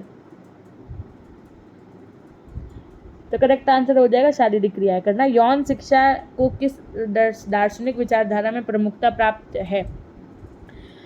आदर्शवाद, प्रकृतिवाद, प्रयोजनवाद, यथार्थवाद? तो प्रकृतिवाद। शिक्षा मनोविज्ञान वह है जो कि शैक्षणिक परिस्थितियों को मनोवैज्ञानिक रूप से अध्ययन करती है। ये कथन किसका है भाई? स्किनर का है, प्रोट्री का है, या फिर जेम्स रिवर का है, या फिर एएस नेल का है? क्वेश्चन नंबर 14, ऑप्शन बी प्रोट्री का है। Brief course in the history of education, ये किसकी रचना है आपकी? जॉर्ज पाइन की, क्रो की, मुनरो की, या फिर बाल्डविन की? So the correct answer of this question is yours brief course in the history of education, option C Munro की। बुनियादी शिक्षा कैसे याद रखोगे? अच्छा, हिस्ट्री ऑफ एजुकेशन, हिस्ट्री में क्या चलते थे? कहते हैं ना, मनके तथा मोहरे चलती थी। क्या चलती थी? मनके तथा मोहरे। पहले के समय नोट तो चलती नहीं थी, मनके और मोहरे चलती थी। तो वैसे याद कर लो, माँ से मनक, माँ से मोहर, और हिस्ट्री में चलती थी इस तरीके से। ठीक। बुनियादी शिक्षा में शिक्षक प्रशिक्षण की अल्पकालीन प्रशिक्षण अवधि होती थी 6 महीने की, 1 वर्ष की, 2 वर्ष की, 3 वर्ष की। अल्पकालीन की बात की जा रही है पहले के समय में। क्वेश्चन नंबर 16, गलत नहीं करिएगा, वेरी गुड, 1 वर्ष, गुड। निम्न में से कौन राष्ट्रीय एकता का एक दोष है? राष्ट्रीय एकता में देश की भावना निहित होती है। राष्ट्रीय एकता के लिए भावात्मक एकता अनिवार्य है। राष्ट्रीय एकता से प्रांतीयता क्षेत्रीयता को बल मिलता है। राष्ट्रीय एकता राष्ट्र की सीमा के सुरक्षा हेतु आवश्यक है। क्वेश्चन नंबर 17, ऑप्शन सी एकदम सही हो जाएगा। राष्ट्रीय एकता की प्रांतीयता क्षेत्रीयता को बल मिलता है। क्वेश्चन नंबर 18 बताइए। क्वेश्चन नंबर 18 कह रहा है कि राष्ट्रीय एकता एवं भावात्मक एकता के संबंध में क्या असत्य है, यानी कि क्या सही नहीं है। तो राष्ट्रीय एकता की एक भौगोलिक सीमा होती है, भावात्मक एकता की नहीं। राष्ट्रीय एकता के लिए भावात्मक एकता अनिवार्य है, जबकि भावात्मक एकता के लिए राष्ट्रीय एकता की अनिवार्यता नहीं होती। शक्तिशाली राष्ट्र के निर्माण हेतु राष्ट्रीय एकता अनिवार्य है, भावात्मक एकता का गौण स्थान प्राप्त है। राष्ट्रीय एकता प्रांतीयता की भावना को मजबूत करती है, जबकि भावात्मक एकता सीमावाद को कम करती है। क्वेश्चन नंबर 18, सी ऑप्शन सही हो जाएगा। राष्ट्रीय एकता और भावात्मक एकता के संबंध में ये कथन जो है वो आपका असत्य है। पाठ्यक्रम विकास एक प्रमुख घटक नहीं है, पाठ्यक्रम विकास का एक प्रमुख घटक नहीं है। शिक्षण उद्देश्य, अनुदेशनात्मक प्रारूप, मूल्यांकन या फिर व्यक्तिगत विभिन्नता। क्वेश्चन नंबर 19, करेक्ट आंसर हो जाएगा आपका ऑप्शन डी, व्यक्तिगत भिन्नता। पाठ्यक्रम परिवर्तन का अर्थ एक प्रकार से एक संस्था में परिवर्तन करना है। ये कथन संबंधित है हिल्बा टाबा से, क्रोवाक्रो से, सेलरवा अलेक्जेंडर से या फिर प्रोट्रो से। तो करेक्ट आंसर हो जाएगा आपका हिल्डा टाबा ने कहा था कि पाठ्यक्रम परिवर्तन का अर्थ एक प्रकार से एक संस्था में परिवर्तन करना है। अभिप्रेरणा कार्य को प्रारंभ करने, जारी रखने और नियमित करने की प्रक्रिया है। ये कथन किसका है? एस नील का, रॉस का, स्किनर का, गुड का। वेरी गुड, ऑप्शन है एकदम सही बात है, गुड का। सीधी सी बात है, अगर आप कोई काम शुरू करो और उसको हमेशा करते रहो और उसको नियमित करो, जैसे योगा मान लो, नियमित करने लगो, तो मम्मी पापा क्या कहते हैं? गुड बेटा, है ना। तो ये क्या अभिप्रेरणा के संबंध में गुड ने ये बात कही थी। किस विचारधारा में धार्मिक विषयों का पाठ्यक्रम में विरोध किया गया है? आदर्शवादी, उपयोगितावादी, प्रयोजनवादी, प्रकृतिवादी। तो ऑप्शन डी, प्रकृतिवादी में विरोध किया गया है। ये था आपका चैप्टर नंबर 8। चैप्टर नंबर 9 से 110% क्वेश्चन बनेंगे, तो ठीक से इसको पढ़िएगा हमारे साथ में आप। Most important question of this class, भारतीय संविधान में क्या मूल्य निहित हैं? ठीक है। क्वेश्चन नंबर फर्स्ट क्या है? प्रस्तावना संविधान का सबसे कीमती हिस्सा है, ये संविधान की आत्मा है, ये संविधान की पूंजी है। ये कथन किसका था? डॉक्टर भीमराव अम्बेडकर का, डॉक्टर राजेंद्र प्रसाद जी का, एस.सी. छांगला जी का या फिर पंडित ठाकुरदास भार्गव जी का। तो प्रस्तावना संविधान का सबसे कीमती हिस्सा है, संविधान की आत्मा है, संविधान की पूंजी है। ये कथन आपका पंडित ठाकुरदास भार्गव जी का था। अनुच्छेद 22 के अधीन किसी व्यक्ति को उसके अपराध के व बंदी बनाने के लिए बिना कारणों के बताए जेल में नहीं रखा जा सकता है, और बंदी बनाने पर कितने समय में निकटतम न्यायाधीश के समक्ष प्रस्तुत करना पड़ता है? 24, 22, 25 या फिर 20। ऑप्शन है 24 घंटे। Very good, next. अनुच्छेद 21 के अंतर्गत किस अधिकार को स्वीकार किया गया है? जीवन के अधिकार को, संपत्ति के अधिकार को, स्वतंत्रता के अधिकार को या समता के अधिकार को? तो स्वतंत्रता के अधिकार को। अनुच्छेद 19 में नागरिकों को 6 प्रकार की स्वतंत्रता प्रदान करता है, जो अनुच्छेद 19 है। इसमें कौन सी स्वतंत्रता उन 6 स्वतंत्रताओं में सम्मिलित नहीं है? पहली है संघ या संस्था बनाने की स्वतंत्रता, कोई वृत्ति या व्यापार या आजीविका या कारोबार करने की स्वतंत्रता, अपनी सुरक्षा के लिए हथियार रखने की स्वतंत्रता, भाषण व अभिव्यक्ति की स्वतंत्रता। Question number 4। तो ऑप्शन सी, अपनी सुरक्षा के लिए हथियार रखने की जो स्वतंत्रता है, ये आपको इसमें नहीं प्रदान है। ठीक है, सीधी सी बात है। 44वें संशोधन के द्वारा संपत्ति का अधिकार प्राप्त करने और उसे विधिक अधिकार बनाने के लिए अनुच्छेद 31 के अतिरिक्त कौन सा अनुच्छेद संविधान को समाप्त किया गया और कौन सा अनुच्छेद जोड़ा गया? प्रश्न संख्या 15। तो आपका अनुच्छेद प्रश्न संख्या 5, सॉरी, आपका अनुच्छेद 19(6) को समाप्त किया गया और 371 झा को जोड़ा गया। समता का अधिकार संविधान के किस अनुच्छेद में व्यवस्थित है? 14-15 में, 14-18 में, 14-15 में, 12-13 में या कोई नहीं? समता व समानता का अधिकार जिसको आप कहते हैं, तो ये है आपका अनुच्छेद 14 से अनुच्छेद 18। अनिवार्य प्राथमिक शिक्षा का प्रावधान किया गया था अनुच्छेद 43, 46, 45 या 42 में, तो अनुच्छेद 45 में। अनुसूचित जाति तथा अनुसूचित जनजाति की शिक्षा तथा उनके कल्याण के लिए अधिकार वर्णित है। अनुच्छेद 41 में, 45 में, 42 में या फिर 46 में? तो अनुच्छेद 46 में अनुसूचित जाति व जनजाति की शिक्षा और उनके कल्याण के लिए अधिकार वर्णित है। संविधान उपचारों के अंतर्गत सर्वोच्च न्यायालय व उच्च न्यायालय निम्नलिखित में से कौन सा प्रालेख जारी नहीं करते हैं? निषेधाज्ञा, प्रतिषेध, बंदी, प्रत्यक्षीकरण या परमादेश? तो ऑप्शन एकदम सही आ जाएगा, निषेधाज्ञा। उसके बाद में सन 1976 में 42वें संशोधन के द्वारा किस अध्याय में और कितने मौलिक कर्तव्य नागरिकों के सम्मिलित हैं? Question number 10th। तो करेक्ट आंसर हो जाएगा आपका यहाँ पर ऑप्शन सी, चतुर्थ अध्याय में 10 कर्तव्य निहित है। किस संशोधन द्वारा नागरिकों के 7 मूल अधिकारों में से संपत्ति के अधिकार को हटाकर मात्र एक कानूनी अधिकार बना दिया गया? तो करेक्ट आंसर आपका क्या हो जाएगा यहाँ पर? 44वां संविधान संशोधन जो हुआ उसके द्वारा नागरिकों के 7 मूल अधिकारों में से संपत्ति के अधिकार को हटाकर मात्र एक कानूनी अधिकार बना दिया गया था। क्वेश्चन नंबर 12 है, शिक्षा को समवर्ती सूची में कब रखा गया? समवर्ती मतलब राज्य और केंद्र दोनों का विषय है, ऐसा कहा गया। तो इसको कब रखा गया समवर्ती सूची में? प्रश्न संख्या 12 बताइए। तो ऑप्शन बी एकदम सही हो जाएगा, 1950 में। भारतीय संविधान में धर्मनिरपेक्षता शब्द कब जोड़ा गया? 71, 73, 75, 76? तो आपका 75 में जोड़ा गया धर्मनिरपेक्षता।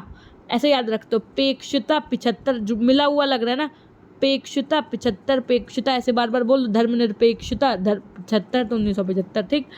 किस संविधान संशोधन के द्वारा भारतीय संविधान में समाजवादी शब्द जोड़ा गया? भारतीय संविधान में समाजवादी शब्द जोड़ा गया। ये तो ऐसे क्वेश्चंस हैं कि अगर आप लोग कंपटीशन की प्रिपरेशन कर रहे होंगे ना, तब भी इनको आप सॉल्व कर ले जाएंगे, ऐसे क्वेश्चंस हैं ये। ऑप्शन बी, 42वां संविधान संशोधन 1976। भारत में अस्पृश्यता समाप्त करने का कानून कब बना? क्वेश्चन नंबर 15 देखो, ऑप्शन खुद पढ़िए वरना फिर बहुत टाइम टेकिंग क्लास हो जाएगी और फिर आप लोग बोर होगे। तो 1955 में बना। सामाजिक न्याय से पृथक व उससे कई ज़्यादा महत्वपूर्ण क्या है? तो आर्थिक न्याय। जस्टिस शब्द किस शब्द से बना है? जस्ट शब्द से बना है। लिबर्टी शब्द की व्युत्पत्ति किस शब्द से हुई है? तो लिबरल से हुई है। नेक्स्ट, स्वतंत्रता का निम्न में से कौन सा तत्व है? तो स्वावलंबन जो है वो स्वतंत्रता का क्या है? तत्व है। कानून एवं स्वतंत्रता एक दूसरे के विरोधी हैं, यह कथन निम्न में किसके द्वारा कहा गया था? कानून एवं स्वतंत्रता एक दूसरे के क्या है भैया? विरोधी हैं। तो ये उदारवादियों के द्वारा कही गई बात है। उसके बाद में निम्नलिखित में से किसे नागरिक का अधिकार माना जाता है? सार्वजनिक रोजगार का अधिकार, भाषण एवं अभिव्यक्ति की स्वतंत्रता का अधिकार, निर्वाचन में भाग लेने और निर्वाचित होने का अधिकार, या संपत्ति का अधिकार? Question number 21। तो ऑप्शन बी एकदम सही हो जाएगा, भाषण एवं अभिव्यक्ति की स्वतंत्रता का अधिकार। ठीक। नेक्स्ट क्वेश्चन, अब यहाँ से तो खत्म हो गया चैप्टर नंबर 9। चैप्टर नंबर 10 जो है वो आपका गतिविधि आधारित पाठ्यक्रम से संबंधित है। तो अब चलेंगे इसके क्वेश्चंस की तरफ। पहला क्वेश्चन कह रहा है, गतिविधि आधारित शिक्षा के अंतर्गत शिक्षा दी जाती है? तो गतिविधि के माध्यम से दी जाती है। ठीक। निम्न में से कौन सा प्रकार गतिविधि आधारित शिक्षा का है? खोजपूर्ण, रचनात्मक, अभिव्यक्तिपूर्ण या ये सभी? तो ऑप्शन डी एकदम सही हो जाएगा, ये सभी। गतिविधि आधारित शिक्षा डैश केंद्रित शिक्षा है। किस पर आधारित शिक्षा है? तो छात्र केंद्रित शिक्षा है। निम्न में से कौन सा पक्ष खोजतापूर्ण के अंतर्गत सम्मिलित है? तो आपको ऑप्शन डी ये सभी। अवधारणा, ज्ञान, कौशल और ये सब कुछ संबंधित है, ये सब कुछ इसके अंतर्गत है। ठीक। गतिविधि आधारित शिक्षा का महत्व क्या है? ये अनुभव के रचनात्मक पहलू को बढ़ाता है, ये रुचि विकसित करने में सहायता देता है, या फिर ये समस्या समाधान में सहायक है? तो ऑप्शन डी ये सभी से हो जाएंगे। ठीक। यहाँ से 5 ही क्वेश्चन थे, इसीलिए कह रहे हैं कि जो ऐप में जो क्वेश्चन है भैया वो 700 से लगभग हैं, है ना, तो वो ज़रूर पढ़ लो। अब बताओ 5 क्वेश्चन में क्या ही होगा, और कहाँ 700 क्वेश्चन, ये तो हम आपको यहीं करवा ही दे रहे हैं। ये 700 क्वेश्चन ज़रूर पढ़ के जाइएगा। इट्स माई रिक्वेस्ट समझ लो, या कुछ भी समझ लो, ऑर्डर समझ लो, जो आप समझते हो वो समझ लो, है ना। पाठ्यक्रम विकास के प्रतिमान से संबंधित पहला क्वेश्चन है, पाठ्यक्रम विकास का कौन सा प्रतिमान सबसे अच्छा है? टेलर प्रतिमान, हिल्डा टाबर्ट प्रतिमान, बीएस ब्लूम का प्रतिमान, या वाई सदन का प्रतिमान? Question number 1। तो आपका ऑप्शन ए एकदम सही हो जाएगा, टेलर प्रतिमान। ठीक है, मूल्यांकन प्रतिमान के अंतर्गत निम्न में क्या शामिल नहीं है? शिक्षण उद्देश्यों का प्रतिपादन, उद्देश्यों की प्राप्ति के लिए सीखने के अनुभवों का सृजन, बालकों में होने वाले व्यवहार परिवर्तनों का मूल्यांकन, पाठ्यक्रम का सुधार एवं विकास प्रणाली विश्लेषण से करना। बताओ क्वेश्चन नंबर 2, ऑप्शन डी एकदम सही हो जाएगा, पाठ्यक्रम का सुधार एवं विकास प्रणाली विश्लेषण से करना। क्वेश्चन नंबर 3 आपका, निम्न में कौन मूल्यांकन प्रतिमान के अंतर्गत समाहित है? उद्देश्य प्रतिमान, प्रक्रिया प्रतिमान, व्यवहार प्रतिमान या परिस्थिति प्रतिमान। क्वेश्चन नंबर 3 क्या हो जाएगा आपका? ऑप्शन सी, व्यवहार प्रतिमान। क्वेश्चन नंबर 4 है आपका, विषय केंद्रित पाठ्यक्रम का विकास किस प्रतिमान से हुआ है? परिस्थिति प्रतिमान, मनोविज्ञान प्रतिमान, प्रक्रिया प्रतिमान या उद्देश्य प्रतिमान। क्वेश्चन नंबर 4 तो ऑप्शन ए एकदम सही हो जाएगा, परिस्थिति प्रतिमान। क्वेश्चन नंबर 5 है, सरल पाठ्यक्रम प्रतिमान कब विकसित हुआ आपका? तो ऑप्शन डी 1976 में हुआ। Very good. नेक्स्ट, अदा प्रक्रिया और प्रदा यानी कि इनपुट आउट प्रोसेस और आउटपुट, ये किस प्रतिमान के प्रमुख पक्ष हैं? BS ब्लूम के हिल्डा टाबा के समान है या फिर सरन? तो ऑप्शन डी सरन प्रतिमान के। निम्न में से कौन सा प्रतिमान अध्यापकों को पाठ्यक्रम का मुख्य आधार मानता है? सरन, सामान्य, जमीनी या फिर प्रशासनिक? तो ऑप्शन सी एकदम सही हो जाएगा, जमीनी। निम्न में से जमीनी प्रतिमान का गुण क्या नहीं है? व्यापक प्रतिमान, विशेष समस्याओं का समाधान, बाल केंद्रित होना या फिर अंतर्वस्तु का चयन। क्वेश्चन नंबर 8 तो ऑप्शन डी एकदम सही हो जाएगा, अंतर्वस्तु का चयन। हिल्डा टाबा के पाठ्यक्रम प्रतिमानों के सोपानों में कौन समाहित नहीं है? उद्देश्यों का निर्धारण, शिक्षण अधिगम क्रियाओं के लिए प्रमाण, अधिगम को प्रभावित करने वाले घटकों के लिए प्रमाण या फिर निर्देशन देना। 9th का करेक्ट आंसर हो जाएगा ऑप्शन डी, निर्देशन देना। क्वेश्चन नंबर 10 है, पाठ्यक्रम का कौन सा प्रतिमान सबसे प्रसिद्ध है? जमीनी प्रतिमान, प्रशासनिक प्रतिमान, प्रदर्शन प्रतिमान या फिर हिल्डा टाबा प्रतिमान। क्वेश्चन नंबर 10 ऑप्शन सी एकदम सही हो जाएगा, प्रशासनिक प्रतिमान। उच्च शिक्षण संस्थाओं द्वारा अधिकांशतः किस पाठ्यक्रम प्रतिमान का अनुसरण किया जाता है? जमीनी प्रतिमान, प्रदर्शन, प्रशासनिक प्रतिमान या सरन प्रतिमान। क्वेश्चन नंबर 11 ऑप्शन सी एकदम सही हो जाएगा, प्रशासनिक प्रतिमान। नेक्स्ट है क्वेश्चन नंबर 12, निम्न इनमें से किस प्रतिमान में विशिष्ट उद्देश्यों को प्राथमिकता दी जाती है? क्वेश्चन नंबर 12 तो ऑप्शन बी एकदम सही हो जाएगा, सरन प्रतिमान। प्रदर्शन प्रतिमान में कितने सोपान समाहित हैं? 2, 3, 4 या फिर 5? तो ऑप्शन बी एकदम सही हो जाएगा, 3। ठीक है, निम्न में से कौन जमीनी प्रतिमान की विशिष्टता नहीं है? क्वेश्चन नंबर 14 तो ऑप्शन डी, प्रसिद्ध होना। निम्न में से कौन सा पाठ्यक्रम के जमीनी प्रतिमान का अवगुण है? तो लंबी प्रक्रिया पर आधारित चीज़ है, ये क्या है? अवगुण माने गए हैं इसके। पाठ्यक्रम के प्रशासनिक प्रतिमान के सोपान में क्या समाहित नहीं है? तो पाठ्यक्रम के प्रशासनिक प्रतिमान के सोपान में लोकतांत्रिक दृष्टिकोण, ये आपका क्या है भैया? समाहित नहीं है। किस पाठ्यक्रम प्रतिमान की प्रक्रिया निम्न से उच्च स्तर की होती है? निम्न से उच्च स्तर की जो है वो जमीनी में होती है। कौन सा पाठ्यक्रम प्रतिमान प्रतिपुष्टि पर प्रभावी नियंत्रण रखता है आपका? तो प्रशासनिक। ठीक है, नेक्स्ट है आपका क्वेश्चन नंबर 19, क्या कह रहा है? सरन पाठ्यक्रम प्रतिमान में क्या शामिल नहीं है आपका? तो क्या शामिल नहीं है भाई? बाल केंद्रित पाठ्यक्रम शामिल नहीं है। उसके बाद में क्वेश्चन नंबर 20 है आपका, निम्न में से किस प्रतिमान का दृष्टिकोण लोकतांत्रिक है आपका? तो जमीनी जो प्रतिमान है इसका दृष्टिकोण क्या है? लोकतांत्रिक है। ठीक, चलेंगे नेक्स्ट चैप्टर की तरफ, डेट इज योर्स, पाठ्यक्रम निर्माण, रूपरेखा के सोपान। देखो इस बार ये क्लास हमने इसमें बिल्कुल भी किसी का ना कोई नाम लिया है, ना कोई चिटचैट्स, ना कोई बात कि किसी का ऑप्शन ए सही है या नहीं सही है। मैंने किसी को कुछ नहीं बोला है। क्यों? क्योंकि बाद में कुछ बच्चे होते जो कभी जीवन में कमेंट नहीं करेंगे, लेकिन तब कमेंट कर देंगे क्लास के एंड में कि मैम आपकी क्लास में आपने बीच बीच में जो बातें की उससे बहुत डिस्टर्ब हुआ है। खैर ये चीज़ अच्छी है कि आपने हमको ये बताया, तो हमने इस बार ऐसा कुछ नहीं किया। लेकिन अगर इस बार हमने आपका मन का कर दिया है तो एटलीस्ट आपका एक कमेंट तो इससे भी रिलेटेड बनता है ना कि ma'am thank you so much, या आपको अगर अच्छा लगा है तो सो आप लोगों को कमेंट सेक्शन में कमेंट ज़रूर करना, क्योंकि उसका एक इम्पैक्ट पड़ता है। मैम क्या इम्पैक्ट पड़ता है? उससे हमारा क्या फ़ायदा है? हमने कहा उससे इम्पैक्ट ये पड़ता है कि जो आपके जूनियर्स आएंगे, जो आपसे अब जो बीएड करेंगे, जो अब एडमिशन लेंगे, उनको है ना, वो क्या करेंगे? कमेंट्स के माध्यम से जानेंगे कि दीदी और भैया ने पढ़ाई की थी तो उनको फ़ायदा हुआ था या ऐसा कुछ, तो उनके लिए बेनिफिशियल साबित होता है। या आप भी देखो, कभी जाते हो, कभी कोई प्रोडक्ट्स खरीदते हो कहीं पे भी, किसी भी ऐप स्टोर पे, तो सबसे पहले आप उसकी क्या चेकिंग करते हो? रेटिंग्स कैसी हैं। तो उसी तरीके से जब बच्चा कोई वीडियो देखता है, कोई क्लास देखता है, सबसे पहले वो क्या चेक करता है कि उस क्लास की क्या कि कमेंट्स कैसे हैं। तो एक बार आप बढ़िया सा कुछ अपना जो भी आपको अच्छा लगे लिखिएगा, है ना, क्योंकि ये क्लास बहुत मेहनत से बनाई जाती है, बस आप ऐसे समझ लो, ठीक। तो देखो क्वेश्चन नंबर 1, पाठ्यचर्या विकास के विविध तत्व हैं। तो करेक्ट आंसर आपका क्या हो जाएगा? ऑप्शन डी, उपर्युक्त सभी, यानी कि आवश्यकताओं का विश्लेषण, प्रारंभिक जांच और उद्देश्यों का स्पष्टीकरण, ये सभी हैं, ठीक।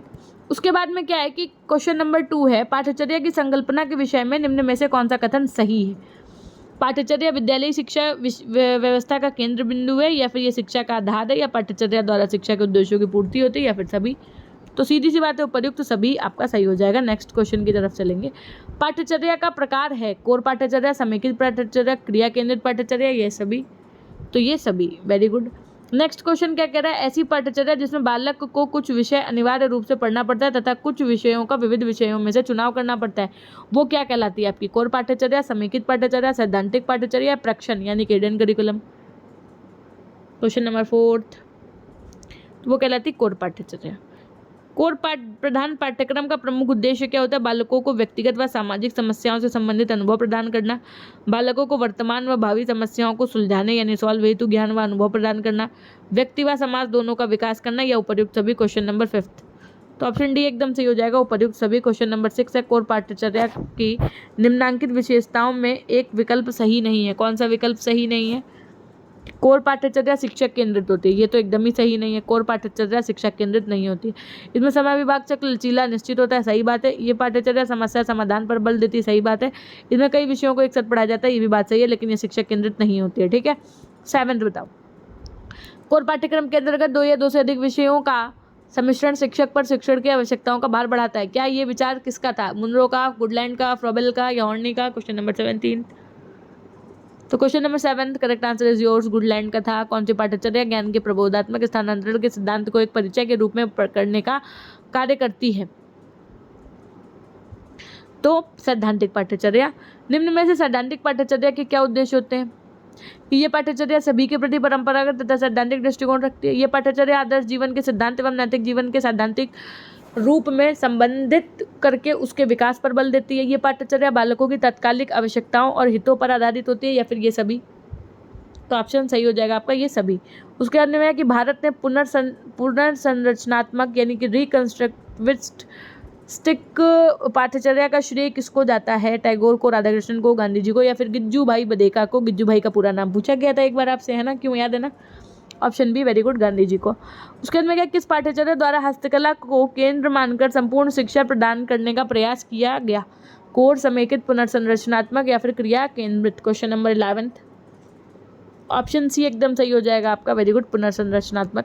पुनर्संरचनात्मक पाठ्यचर्या की विशेषता है व्यवहारिक क्रियाओं व अनुभवों की महत्व, हस्तकला, भौतिक व सामाजिक पर्यावरण को पाठ्यचर्या में स्थान, अध्ययन के द्वारा विभिन्न विषयों में सहसंबंध स्थापित करना, या फिर उपर्युक्त सभी। क्वेश्चन नंबर 12 ऑप्शन डी एकदम सही हो जाएगा, उपर्युक्त सभी। नेक्स्ट, पाठ्यचर्या विकास प्रक्रिया की प्रथम अवस्था है विषय वस्तु का चयन, शैक्षिक आवश्यकताओं का निर्धारण, या फिर उपर्युक्त में से कोई नहीं। क्वेश्चन नंबर 13 तो ऑप्शन बी एकदम सही हो जाएगा, शैक्षिक आवश्यकताओं का निर्धारण। पाठ्यचर्या विकास प्रक्रिया के अंतिम सोपान अवस्था है उद्देश्य निर्माण, विषय वस्तु चयन, आवश्यकता निर्धारण, या फिर मूल्यांकन। क्वेश्चन नंबर 4 तो ऑप्शन ए एकदम सही हो जाएगा, उद्देश्य निर्माण। पाठ्यचर्या का निर्माण इस प्रकार किया जाना चाहिए कि समय अनुसार उसमें परिवर्तन किया जा सके। ये सिद्धांत क्या कहलाता है आपका?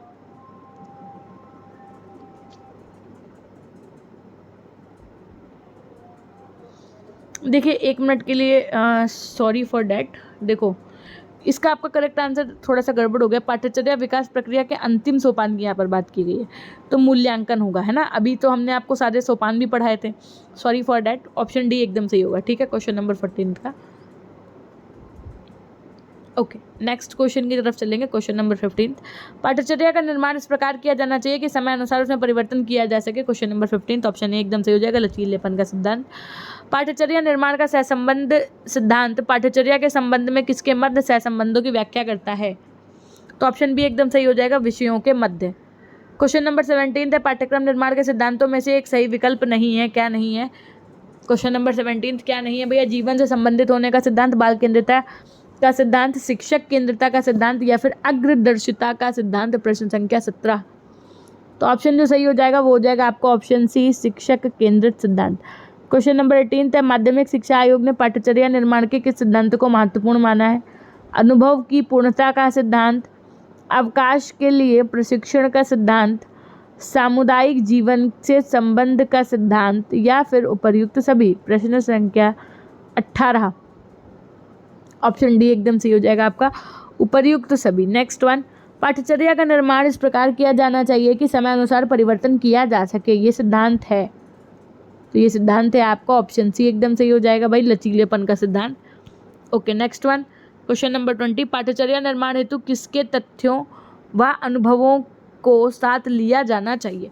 शैक्षिक लक्ष्यों को, वर्तमान व अतीत के, या फिर व्यावसायिक मानदंडों को, या फिर इनमें से कोई नहीं। क्वेश्चन नंबर 20 ऑप्शन बी एकदम सही हो जाएगा आपका, वर्तमान व अतीत के। एनसीएफ 2005 के मार्गदर्शक सिद्धांतों के विषय में सत्य कथन है। तो ऑप्शन सी एकदम सही हो जाएगा, स्कूल में प्रातः ज्ञान को बाहरी ज्ञान से जोड़ा जाना चाहिए। 22 एनसीएफ 2005 का प्रमुख सूत्र है। तो करेक्ट आंसर क्या हो जाएगा? ऑप्शन बी, बिना भार के अधिगम, है ना। एनसीएफटी 2009 को लागू किया गया आपका, ऑप्शन है 1 अप्रैल 2010 को। ठीक, नेक्स्ट चैप्टर है आपका 13, जो कि सूचना एवं संप्रेषण तकनीकी। ये लोग तो आप बहुत अच्छे से कर सकते हो ना, क्यों भाई? Information and communication technology, ICT से संबंधित क्वेश्चन, है ना। पहला क्वेश्चन, ये क्वेश्चन थोड़े से इजी भी होंगे, no need to take tension. पहला क्वेश्चन है, शैक्षिक तकनीकी शब्द सर्वप्रथम प्रयोग किसने किया था? भैया आपने वैसे भी ये सब्जेक्ट पढ़ा हुआ है ना, तो ब्राइन मोर ने किया था। वेरी गुड, ऑप्शन ए एकदम सही हो जाएगा। शैक्षिक तकनीकी का शिक्षण मशीन के रूप में सर्वप्रथम प्रयोग किसने किया? स्किनर, ब्राइन मोर, सिडनी एल्प्रेसे या फिर लुमस्टेन ने। तो ऑप्शन सी एकदम सही हो जाएगा, सिडनी एल्प्रेसे ने। ठीक, नेक्स्ट क्वेश्चन की तरफ चलेंगे। भारत में अनुक्रमित अधिगम केंद्र की स्थापना कब और कहाँ हुई? 1966, इलाहाबाद, लखनऊ, कानपुर, मेरठ। तो इलाहाबाद में हुई। डेविस ने अपनी पुस्तक में शैक्षिक तकनीकी के कितने प्रकार बताए? तो तीन प्रकार के अंतर्गत सॉफ्टवेयर, हार्डवेयर और प्रणाली बताया। सिल्वरमैन ने हार्डवेयर को क्या कहा? तो इन्होंने निरपेक्ष तकनीकी कहा। सिल्वरमैन ने सॉफ्टवेयर को क्या कहा? तो इन्होंने क्या कहा भैया? प्रक्रिया तकनीकी कहा। याद रखिएगा, सॉफ्टवेयर को इन्होंने प्रक्रिया तकनीकी कहा है, वहीं हार्डवेयर को क्या कहा है? निरपेक्ष तकनीकी। अनुदेशन तकनीकी में क्या होता है? तो ज्ञानात्मक विकास होता है। शैक्षिक तकनीकी के क्षेत्र में अदा प्रदा प्रक्रिया तथा इनमें इसको किसमें ने बांटा था? क्वेश्चन नंबर 8, तो वाक्षी सामामोटो ने बांटा था। उसके बाद में हस्तक्षेप रहित शिक्षण के समर्थक हैं, कौन है? तो ऑप्शन डी, ब्रूवेकर है। ऐतिहासिक खोज विधि के जन्मदाता हैं, क्वेश्चन नंबर 10, तो ब्रूनर है। अभिक्रमित अधिगम शिक्षण की कला तथा विज्ञान है, ये कथन किसका है आपका? तो स्किनर का है। लघुपद सिद्धांत, सक्रिय अनुक्रिया सिद्धांत, तत्काल प्रत्युक्त सिद्धांत, स्वागती सिद्धांत, छात्र परीक्षण सिद्धांत, ये किससे संबंधित सिद्धांत है? तो ऑप्शन बी, अभिक्रमित अनुदेशन से संबंधित सिद्धांत है। टाइप टोक्शन रेशो से मूल्यांकन किया जाता है अनुदेशन कार्यक्रमों का। अभिक्रमित अनुदेशन के आधुनिक स्वरूप को विकसित किया गिलबर्ट ने, क्राउडर ने, सुशन मार्कल ने या स्किनर ने? तो ऑप्शन सी एकदम सही हो जाएगा आपका, सुशन मार्कल ने। ग्रह पृष्ठ तथा त्रुटि पृष्ठ होते हैं, ग्रह पृष्ठ तथा त्रुटि पृष्ठ होते हैं तो आपके शाखीय अभिक्रम। मैथमेटिक्स शब्द का अर्थ है, ऑप्शन है सीखना। ओके, नेक्स्ट, मैथमेटिक्स में सीखने की दशा होती है, तो कठिन से सरल। सूक्ष्म शिक्षण का प्रारंभ कब तथा किसने किया? तो 1961 में स्टैनफोर्ड विश्वविद्यालय, कीथ, एचसन, वुश तथा एलन ने किया। सूक्ष्म शिक्षण माइक्रो टीचिंग किस पुस्तक किसने लिखी है आपकी? तो एलन तथा रायन ने लिखी है। अब चलेंगे चैप्टर नंबर 14 की तरफ, which is related to your पाठ्यक्रम विकास हेतु शैक्षिक व व्यावसायिक क्षेत्रों में नए आयाम। क्वेश्चन नंबर 1 आपका क्या कह रहा है? पाठ्यक्रम जिसकी अवहेलना करता है वह उतना ही महत्वपूर्ण जितना कि वह जिसका समर्थन करता है। निम्नलिखित पाठ्यक्रम में किससे संबंधित है? तो शून्य पाठ्यक्रम से।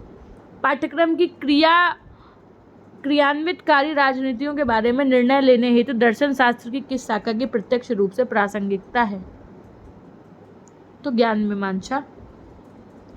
पाठ्यक्रम का विकास आवश्यक रूप से है एक अंतहीन प्रक्रिया। समाज में घटित होने वाले परिवर्तनों की दृष्टि में से किसके गुणात्मक विकास की सतत खोज की जाती है? शिक्षा में। एक सार्थक पाठ्यक्रम को किसके प्रति उत्तरदायी होना चाहिए? समाज के प्रति। निम्नलिखित में से किसको इस प्रकार की शिक्षा की रचना करनी होगी जो असमानता के विरुद्ध संघर्ष करे? पाठ्यक्रम को। नेक्स्ट, इनमें से कौन सा स्तंभ पाठ्यचर्या के विकास हेतु नहीं है?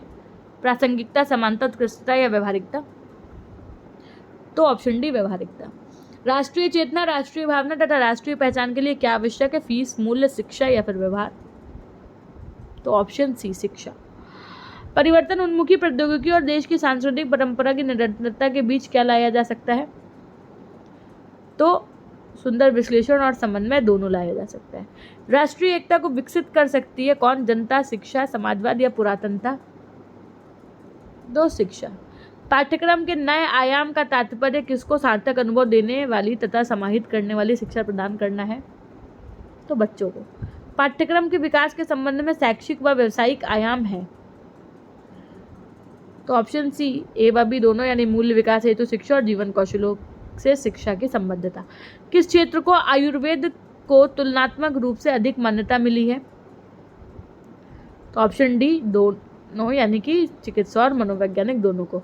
किनके क्षेत्र में समांतर स्वदेशी पारस्परिक ज्ञान प्रणाली कहा जा सकता है? तो ऑप्शन है ज्ञान को। आज नई सदी में किसको अनेक अपूर्व चुनौतियों का सामना करना पड़ रहा है? तो देश को।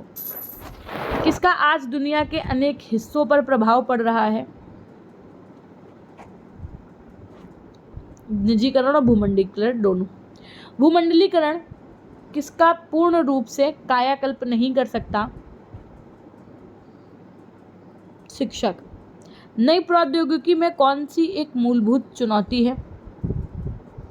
क्रांति की। कौन विद्यालयों का नाटकीय रूपांतरण कर सकती है? तो नई प्रौद्योगिकी। किस वर्ष विद्यालय पाठ्यक्रम की रचना की गई? तो 1988 में। Very good.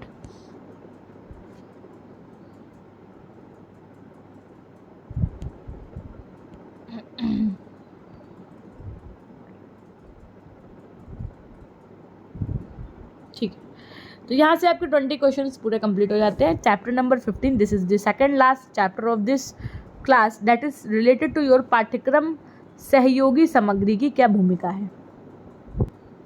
क्वेश्चन नंबर 1, पाठ्यपुस्तक ज्ञान, आदतों, भावनाओं, क्रियाओं तथा प्रवृत्तियों का संपूर्ण योग है। ये कथन किसने कहा है या किससे संबंधित है? तो हैरो लिकर से। सामान्यतः पाठ्यपुस्तकों को कितने वर्गों में विभाजित किया जाता है? 3 वर्गों में। इनमें से कौन शिक्षण अधिगम की अनुदेशात्मक सामग्री है? तो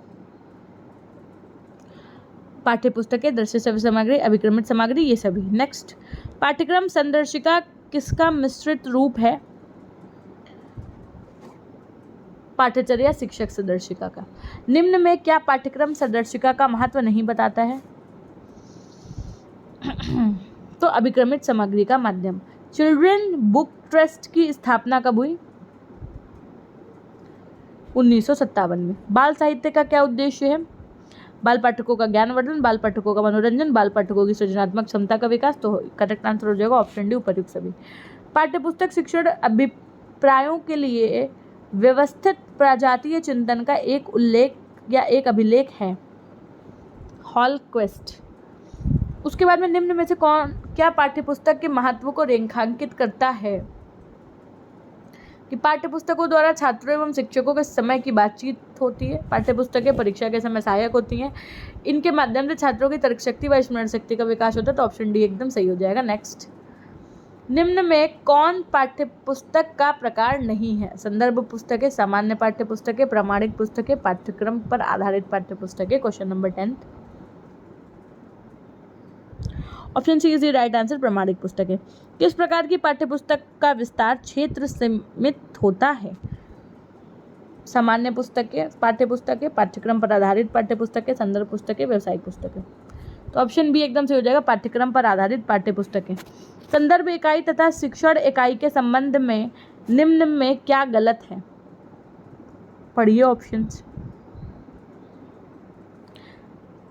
संदर्भ इकाई का क्षेत्र सीमित है, ये सही होगा।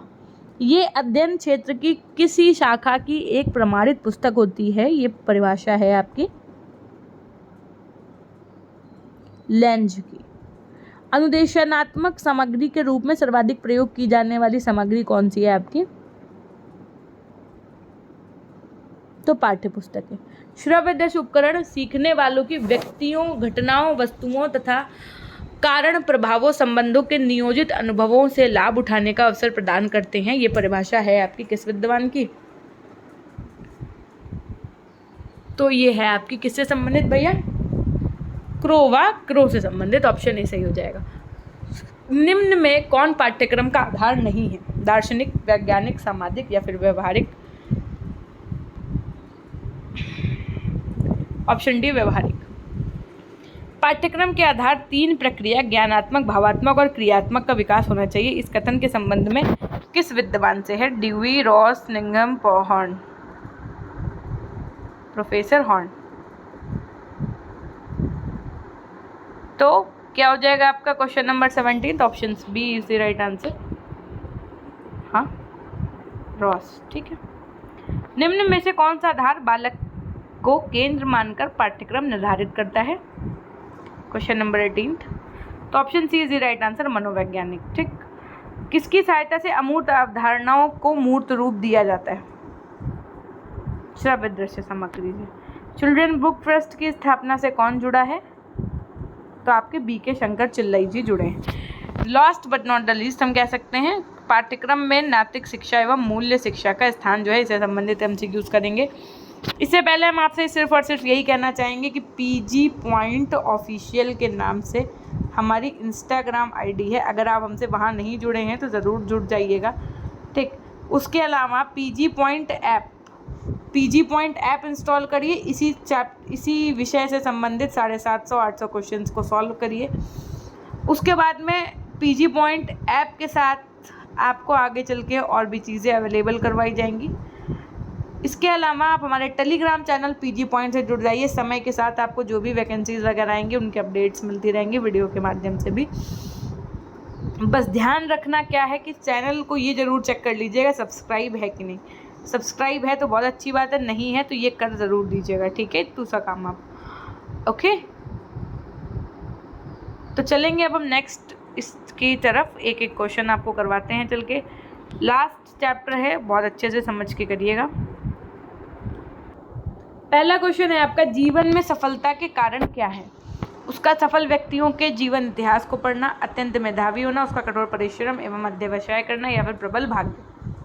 तो करेक्ट आंसर हो जाएगा आपका यहाँ पर उसका कठोर परिश्रम और अध्यवसाय करना। जीवन क्या है? अनंत दुखों का सागर है, निष्फल प्रयास है, आशाओं का भंडार है या एक बोझ मात्र है? तो भैया आशाओं का भंडार है ना। प्रोन्नति के बारे में आप क्या सोचते हैं? कि प्रोन्नति है ना, प्रोन्नति एक कठिन श्रम से मिलती है, प्रोन्नति केवल संयोगवश प्राप्त होती है, प्रोन्नति खुशामद से मिलती है, प्रोन्नति भाग्य से मिलती है। प्रोन्नति बोलो तो प्रमोशन।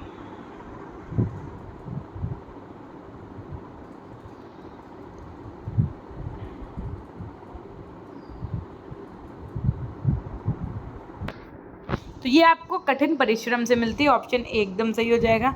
जीवन को सुखी बनाने के लिए सर्वाधिक महत्वपूर्ण क्या है? सामर्थ्य के अनुसार कार्य एवं संतोष, बड़े लोगों के पास पहुंच, पर्याप्त धन संपत्ति या विद्वता। तो ऑप्शन ए एकदम सही हो जाएगा आपका, सामर्थ्य के अनुसार कार्य एवं संतोष। भाग्य से ही सब कुछ होता है, क्योंकि हम अन्य व्यक्तियों के श्रम का मूल्य घटाकर रखते हैं। समान श्रम करने पर असमान फल प्राप्त होता है। हम अपने प्रयत्नों का मूल्यांकन बढ़ा चढ़ा कर करते हैं, परिश्रम का फल बहुत कम मिलता है। ऑप्शन सी, हम अपने प्रयत्नों का मूल्यांकन बढ़ा चढ़ा कर करते हैं। नेक्स्ट, निरंतरता, बढ़ती हुई जनसंख्या गुणात्मक उन्नति की समस्त योजनाओं की जड़ खोदती हुई जान पड़ती है। ये विवेचन उल्लिखित है ऑप्शन बी, शिक्षक की पुस्तकों में। शिक्षा की पुस्तकों में निम्नलिखित में से कौन सा जनतंत्र का सिद्धांत नहीं है? समानता, स्वतंत्रता, बंधुत्व, सेवा। तो सेवा, ठीक। मनुस्मृति के अनुसार हिंदू धर्म में कितने लक्षण हैं? तो 10। परंपराओं से प्राप्त वो समस्त चिंतन और क्रियाकलाप जो मानव जीवन को निर्देशित करने का कार्य करती है, ये मूल्य क्या कहलाते हैं? Question number 9 doctor Anjani Shareen का है, ये डॉक्टर राधा कृष्ण का है, A.L.L. गुप्त जी का है, या उपर्युक्त में से कोई नहीं? तो ऑप्शन ए एकदम से हो जाएगा, डॉक्टर अंजनी जी का है। क्वेश्चन नंबर 10 बताइए। सन 1951 के अमेरिकी शैक्षिक नीति आयोग के कितने प्रकार के मूल्य निर्धारित किए? 8, 12, 10 या फिर 15? तो 10 प्रकार के। राष्ट्रीय शैक्षिक अनुसंधान एवं प्रशिक्षण परिषद नई दिल्ली के कितने जीवन मूल्यों का उल्लेख किया है? तो ऑप्शन सी आपका एकदम सही हो जाएगा, 23 का किया है, ठीक है। बुराई को भलाई से जीतो ईशा का संदेश है कि सभी ईश्वर के पुत्र हैं और परस्पर भाई भाई हैं। ये किस धर्म का प्रसिद्ध मंत्र है? तो आपका करेक्ट आंसर क्या हो जाएगा? ऑप्शन डी, ईसाई का। मशीनों का उपयोग करो, पर यह ध्यान रखो कि मनुष्य बेकार तो नहीं हो रहा है। मैं यंत्रों का विरोधी नहीं हूँ, मैं तो उसके पागलपन का विरोधी हूँ। ये कथन किसका है? ऑप्शन है महात्मा गांधी जी का। धर्म वह चीज है जो लोग जीवन के खंड खंड और परिवर्तनशील दृश्यों को समझने की शुद्ध दृष्टि देता है। ये कथन किसका है? प्रोफेसर जॉन डेवी का। नैतिकता शब्द संबंधित है अच्छाई से, बुराई से, दोनों से। तो नैतिकता संबंध दोनों से संबंधित, अच्छाई और बुराई दोनों से। नैतिक शिक्षा का ज्ञान कराने वाला कौन सा शास्त्र है? नीति शास्त्र है, अर्थशास्त्र है, समाजशास्त्र है, या धर्मशास्त्र है? क्वेश्चन नंबर 17 ऑप्शन ए एकदम सही हो जाएगा, नीति शास्त्र। नैतिक शिक्षा का प्रमुख उद्देश्य है चरित्र निर्माण, धनार्जन, ज्ञानार्जन, व्यक्तित्व का विकास। तो ऑप्शन ए एकदम सही हो जाएगा, चरित्र निर्माण। आधुनिक भारत में नैतिक शिक्षा क्यों आवश्यक है? भारत के बालक बालिकाओं को सद नागरिक बनाने हेतु। क्वेश्चन नंबर 20 की तरफ चलेंगे। नैतिक शिक्षा का मुख्य उद्देश्य बालक में विकसित होने वाली आत्मा का विकास करना है। ये कथन किसका है? ये कथन है आपका मैकाइवर का। Very good. यहाँ से आपने ये जो पूरा आपका नोट्स होता है ना, इसको पूरा ये कवर अप कर लिया है। हर एक चैप्टर को आपने अच्छे से क्वेश्चन कर लिया है, ठीक है। अब आपका काम सिर्फ कुछ है। पहली बात तो कि आपको ये क्लास कैसी लगी बिना डिस्टर्बेंस के, इसीलिए हमने इसको करवाया है। ये आपको क्या करना है, कमेंट सेक्शन में ज़रूर बताना है। उसके लिए आपको बताना है, जैसे कि मुझे अगर आप मानते हैं कुछ भी, तो आप मेरे लिए ज़रूर ये बताइएगा कि क्लास कैसी लगी आपको। बिना नो डिस्टर्बेंस के साथ में क्लास हुई है आपकी, है ना। कोई बातें नहीं, कोई बातचीत नहीं, किसी से कोई मतलब नहीं, चुपचाप क्लास, ठीक। उसके अलावा देखो, सबसे पहली बात है कि इन क्वेश्चंस के अलावा जो हमने आपको पीडीएफ प्रोवाइड की है, उसकी आप प्रैक्टिस ज़रूर करिएगा। वो questions one of the most important question है। ये तो 300 ही है, वो आपके 700 प्लस हो जाएंगे। तो लगभग 700 भी अगर मान लो आप, तब भी आप 1000 प्लस क्वेश्चन अगर करके जाओगे पेपर में, तो बहुत अच्छा रिस्पॉन्स मिलेगा, नो डाउट, ठीक। ये पीडीएफ जो है वो आपको एप्लीकेशन के फ्री ई नोट्स के सेक्शन में मिल जाएगी, ठीक। उसके बाद में हम आपको ये भी बता देना चाहेंगे कि अगर आपको कोई भी प्रकार की समस्या आ रही है, जो आप अगर ऐप नहीं इंस्टॉल कर पा रहे हो या कोई भी समस्या, पासवर्ड भूल गए हो तो फॉरगेट पासवर्ड कर दो। pgpoint100@gmail.com पे संपर्क कर सकते हो, ठीक है। उसके अलावा हमारी जो इंस्टाग्राम आईडी है आप उससे भी जुड़ जाइए। हमारी इंस्टाग्राम जो आईडी है वो है PG Point ऑफिशियल के नाम से, ठीक। टेलीग्राम जो हमारा चैनल है उससे भी अगर आप नहीं जुड़े हैं और अगर आप यूज़र हैं तो ज़रूर जुड़ जाइए। PG Point के नाम से टेलीग्राम चैनल है, PG Point के ही नाम से ऐप है, रेफरल कोड उसमें यही पड़ेगा। सब कुछ डिस्क्रिप्शन बॉक्स में हर एक चीज़ का लिंक भी प्रेजेंट है। आपको जो क्लास लेनी है वो भी आप प्लेलिस्ट के माध्यम से देख सकते हैं। सारी सुविधाएं हमने आप लोगों के लिए की हैं और बहुत अच्छा भी लग रहा है कि आप लोगों ने 2 साल इस चैनल के साथ में अपने व्यतीत किए हैं और ये एक यादगार है बहुत, और वो भी बहुत प्रीशियस हैं आप लोग मेरे लिए। क्यों? Just because you are the first batch of this channel, so you all are very precious for me, है ना। तो बस सेशन को लाइक कर दीजिएगा, वीडियो को शेयर कर दीजिएगा। आशा ही नहीं अभी तो विश्वास है कि आप एक दिन बहुत अच्छे से अपने ड्रीम को पूरा कर रहे होंगे और हमें आकर के कहीं पे भी हमारे मेल पे या हमारे इंस्टाग्राम पे या हमारे ट्विटर पे कहीं पे भी आप हमको मेंशन करके कह रहे होंगे कि मैम आपके यहाँ से ही हमने बीएड की पढ़ाई की थी और आज हम NVS KVS super TET Bihar में या कहीं पे भी आज हम एक टीचर के रूप में, या कहीं ऐसा नहीं है कि सिर्फ गवर्नमेंट ही, ये नहीं सोचिएगा, कहीं प्राइवेट भी अगर आप जॉब करने लग जाएं तो वो आपकी सफलता ही मानी जाएगी। क्योंकि आजकल प्राइवेट जॉब में भी ऐसे सिलेक्शन नहीं देते हैं, उसमें भी आपका 10 बार टेस्ट लेंगे एंड ऑल, बहुत सारी चीज़ें करवाते हैं, है ना। So I can understand all this things very well. There is no need to take tension. Very all the best for your bright future, है ना। Keep working, be positive, always be positive for others, है ना। Be happy and make others happy. तो हमेशा खुश रहिए, मुस्कुराते रहिए, कभी अपने लिए तो कभी अपनों के लिए। Till then take care, bye bye, love you all, love you my dear class. Channel को सब्सक्राइब करके बेल आइकन प्रेस करना तथा वीडियो को लाइक करना नहीं भूलिएगा। धन्यवाद।